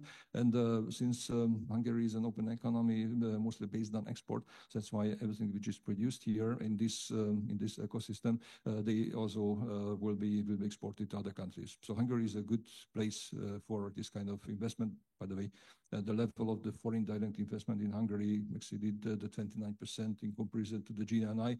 This is number 1 and number 2 value in the European Union. So we are very friendly people here. Thank you. Thank you, Mr. Pelkovic. And thank you very much for liking this technology and show great interest in working with Petrom.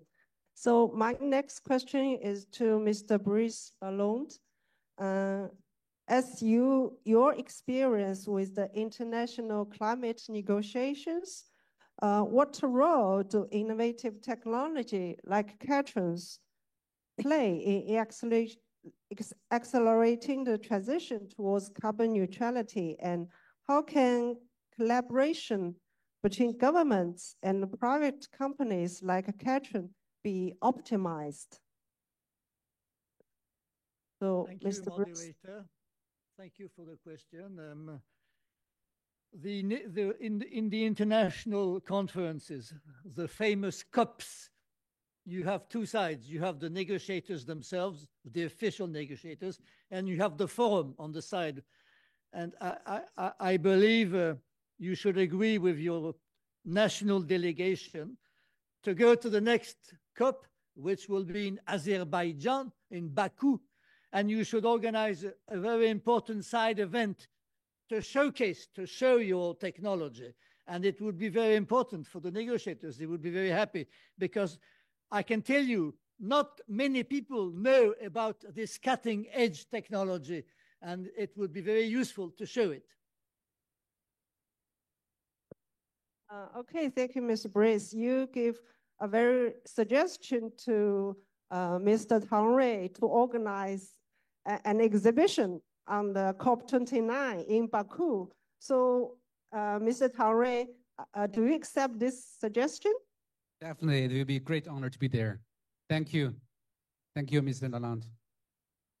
Maybe Mr. Lalonde, you will be invited to attend that side event when this exhibition is going to be organized in Baku. I'll go with great pleasure. Yeah, it will be a great honor for us. Okay, Mr. Bernard Sim, the floor is yours. My question is that Singapore has ambitious plans to become a leading smart city and a center for sustainable urban development.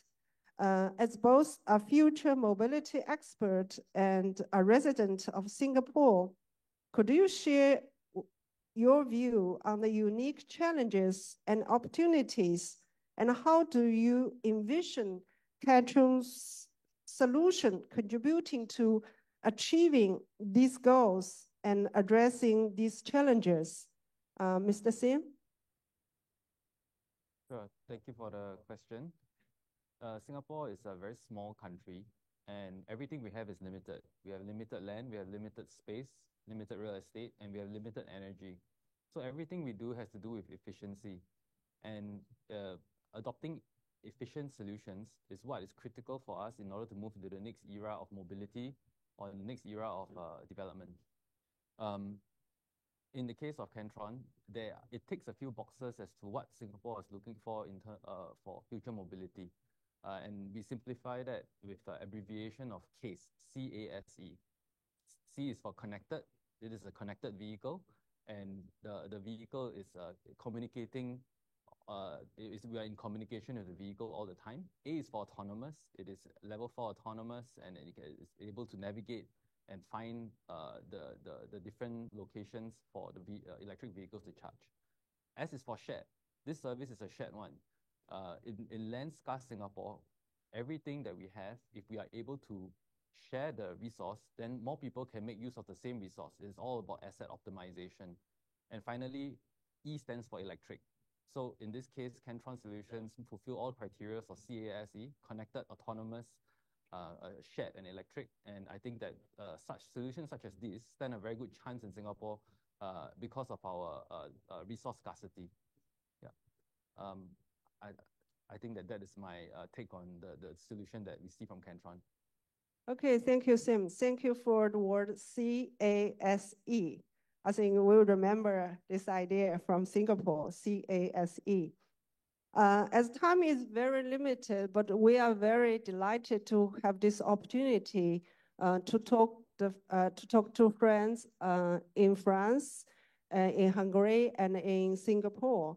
I think Mr. Tang Rui should be the right person to do the wrap-up for today's discussion.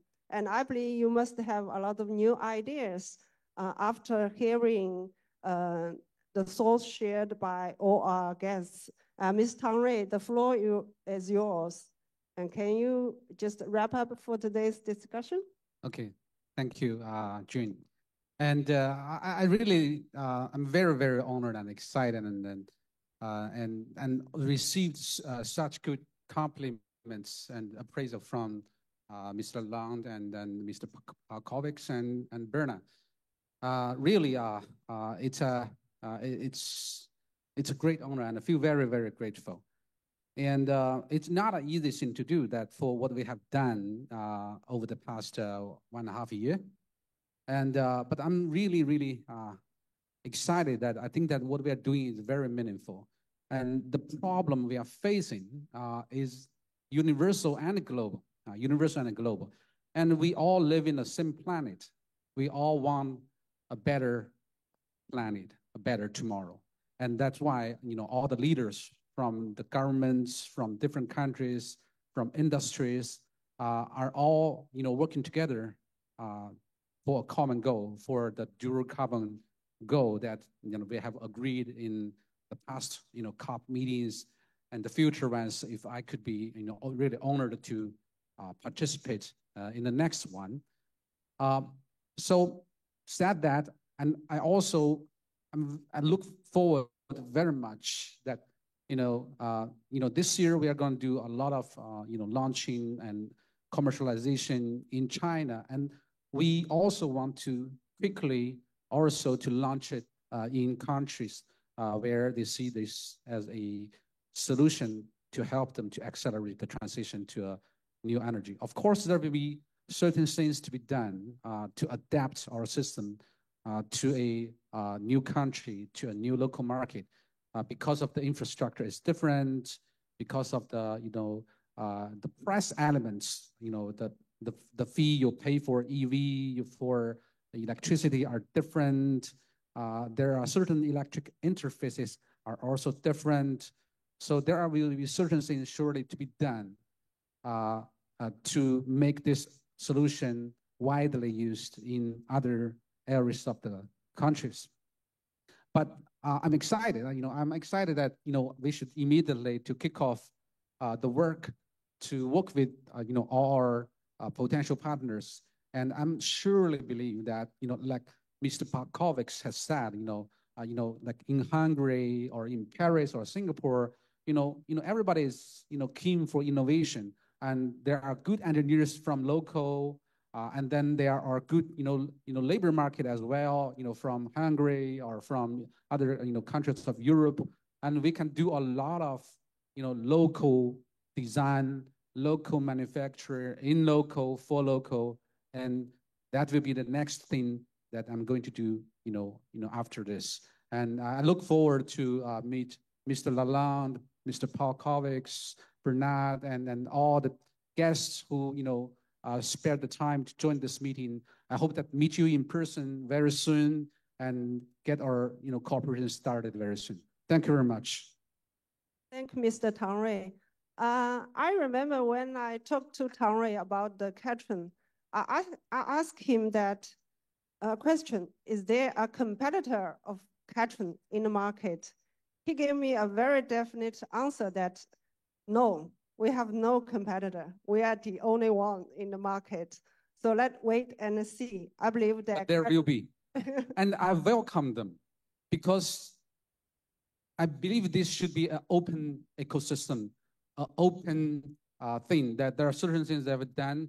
We like to standardize them and then welcome more, partners to join this force. Okay, thank you, Mr. Tang Rui. And dear colleagues, I think this roundtable is coming to an end.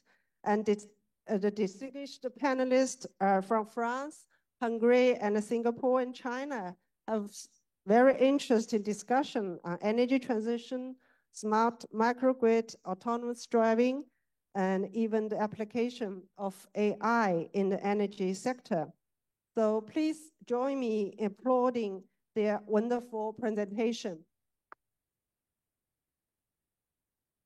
And finally, this year is Year of Dragon in China. I wish all the foreign guests a bright and a happy Dragon New Year. And the dragon in China means ambition, means strength, and means smart. I hope that Catron will also have a very strong market, how to say, market share and a very bright future. And I wish you all the best in the year of dragon. Thank you. Thank you. By the way, I'm born in the year of dragon. So wish everybody has a great year of dragon. Thank you. Thank you. All right. Thank you. 谢谢大家。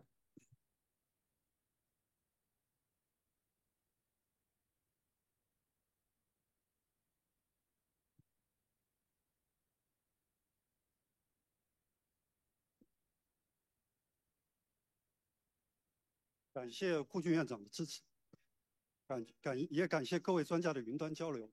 那各位的精彩交流和思想碰撞，给了我们很多的启发。那接下来，请我们把画面切到巴黎分会场。大家好，现在我们又回到了巴黎的分会场。那么呢，法国前内政部长，国民议会中法友好小组的前主席布鲁诺勒努先生刚来到会场，我们现在掌声欢迎。Merci, Monsieur Leroux, de nous rejoindre. Maintenant, est-ce que vous pouvez prononcer un bref discours parce que le temps avance. 好，我们现在让他给大家讲几句。Allez-y. Vous savez, quand on arrive en retard, généralement, on fait deux choses. On s'excuse et on se tait. Donc, je vais d'abord m'excuser, bien entendu, pour le retard. Et on ne se refait pas, je ne vais pas me taire. Juste remercier, en m'excusant du retard, bien entendu, de l'invitation et surtout féliciter les initiateurs. Je crois que la question centrale, elle est bien d'apporter aujourd'hui. Est-ce que vous avez des problèmes de traduction? Non. Non, en fait, je dois traduire. Ah, vous devez traduire. Je dois traduire, excusez-moi. Je vous mets en difficulté, alors donc je vous laisse. 我们的前内政部长说呢，他 So Mr. Bruno Lo said that he's sorry for the delay, and now he's going to give us a brief speech. First of all, congratulations to the forum. Apporter de l'intelligence aujourd'hui dans la recherche de solutions sur les énergies renouvelables. First of all, many thanks to organizers in Shanghai. I think that in our era, one thing important is to introduce intelligence in our research.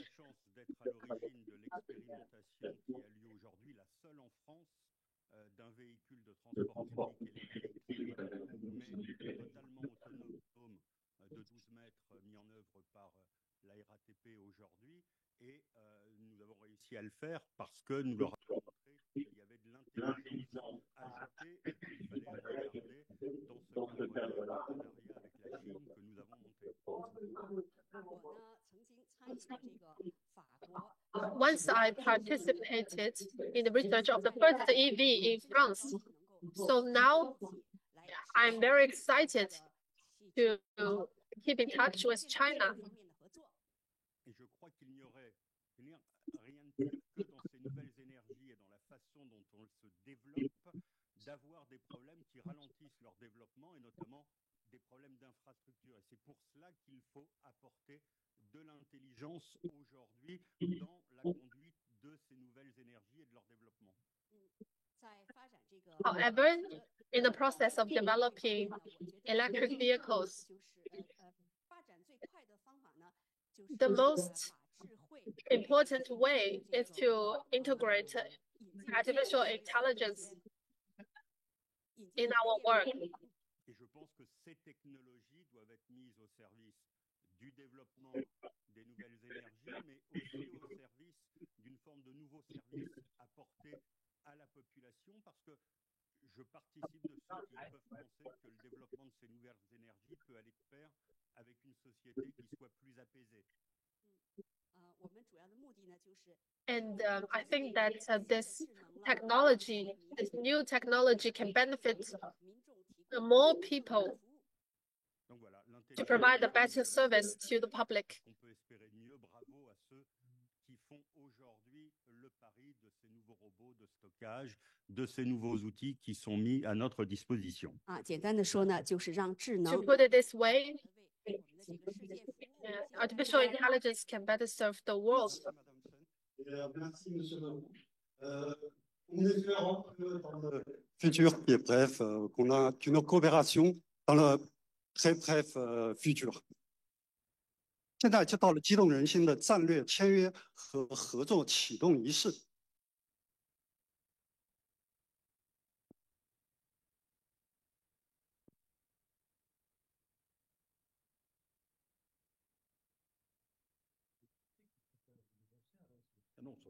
下面有请蚕丛机器人公司唐瑞先生和电管家集团董事长邵忠先生签订战略合作协议。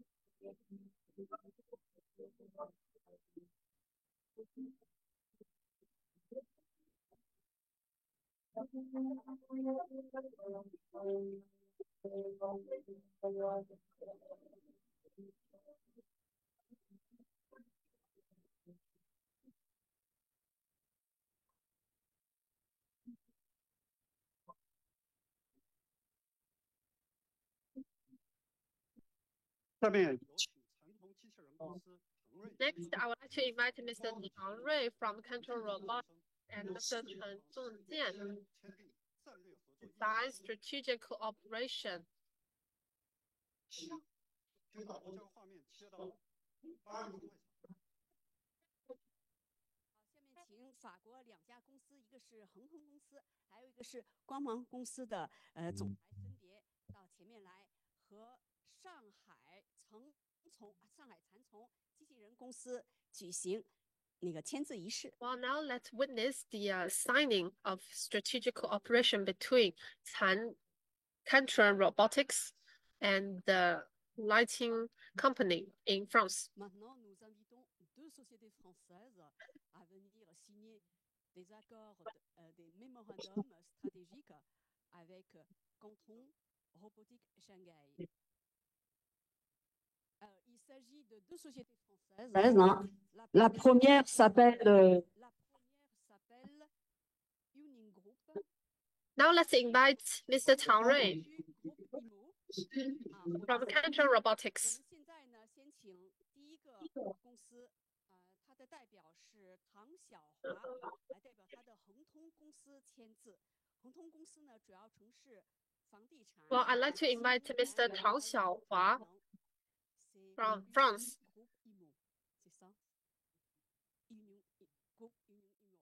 Maintenant, nous invitons Monsieur Tang Xiaohua, PDG du groupe, PDG de la société Groupe Yuning, Yuning Immo a signé un accord de coopération stratégique avec Cantron Robot Shanghai. Cette société, elle est spécialisée dans l'immobilier, dans l'énergie renouvelable et dans l'énergie solaire. 那么第二个公司呢是法国光芒公司， The second enterprise is represented by Mr. Chen Jianjing,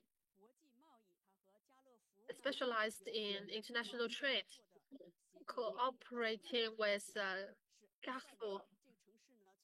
It is based in Essonne, which is a special city specializing in genetics research. Canton Robot Shanghai est une société qui s'appelle Eclat, représentée ici par son PDG Chen Jianjing.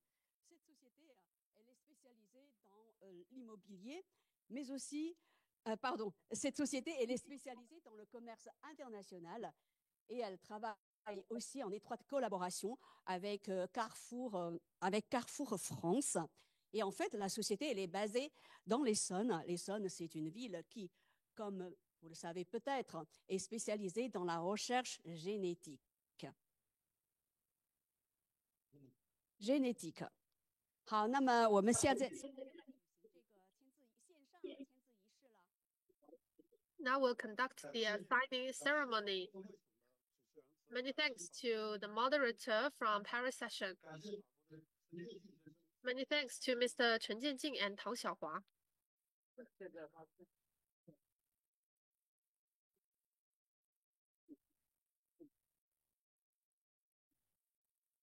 好，现在我们把会场还给上海。Now I'd like to give the floor to Shanghai session.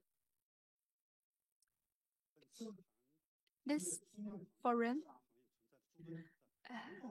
aims to address challenges facing the charging and energy storage industries by proposing innovative solutions. We are committed to promoting ecological civilization and advancing green and low carbon development. Our goal is to transform the Marxism blueprint and reinforce China's leading international position in artificial intelligence and new intelligence. And our forum has concluded successfully. Thank you for guests and the leaders at home and abroad. This is the end of this forum. Thank you for your participation. Now you can come to the stage and take group photo.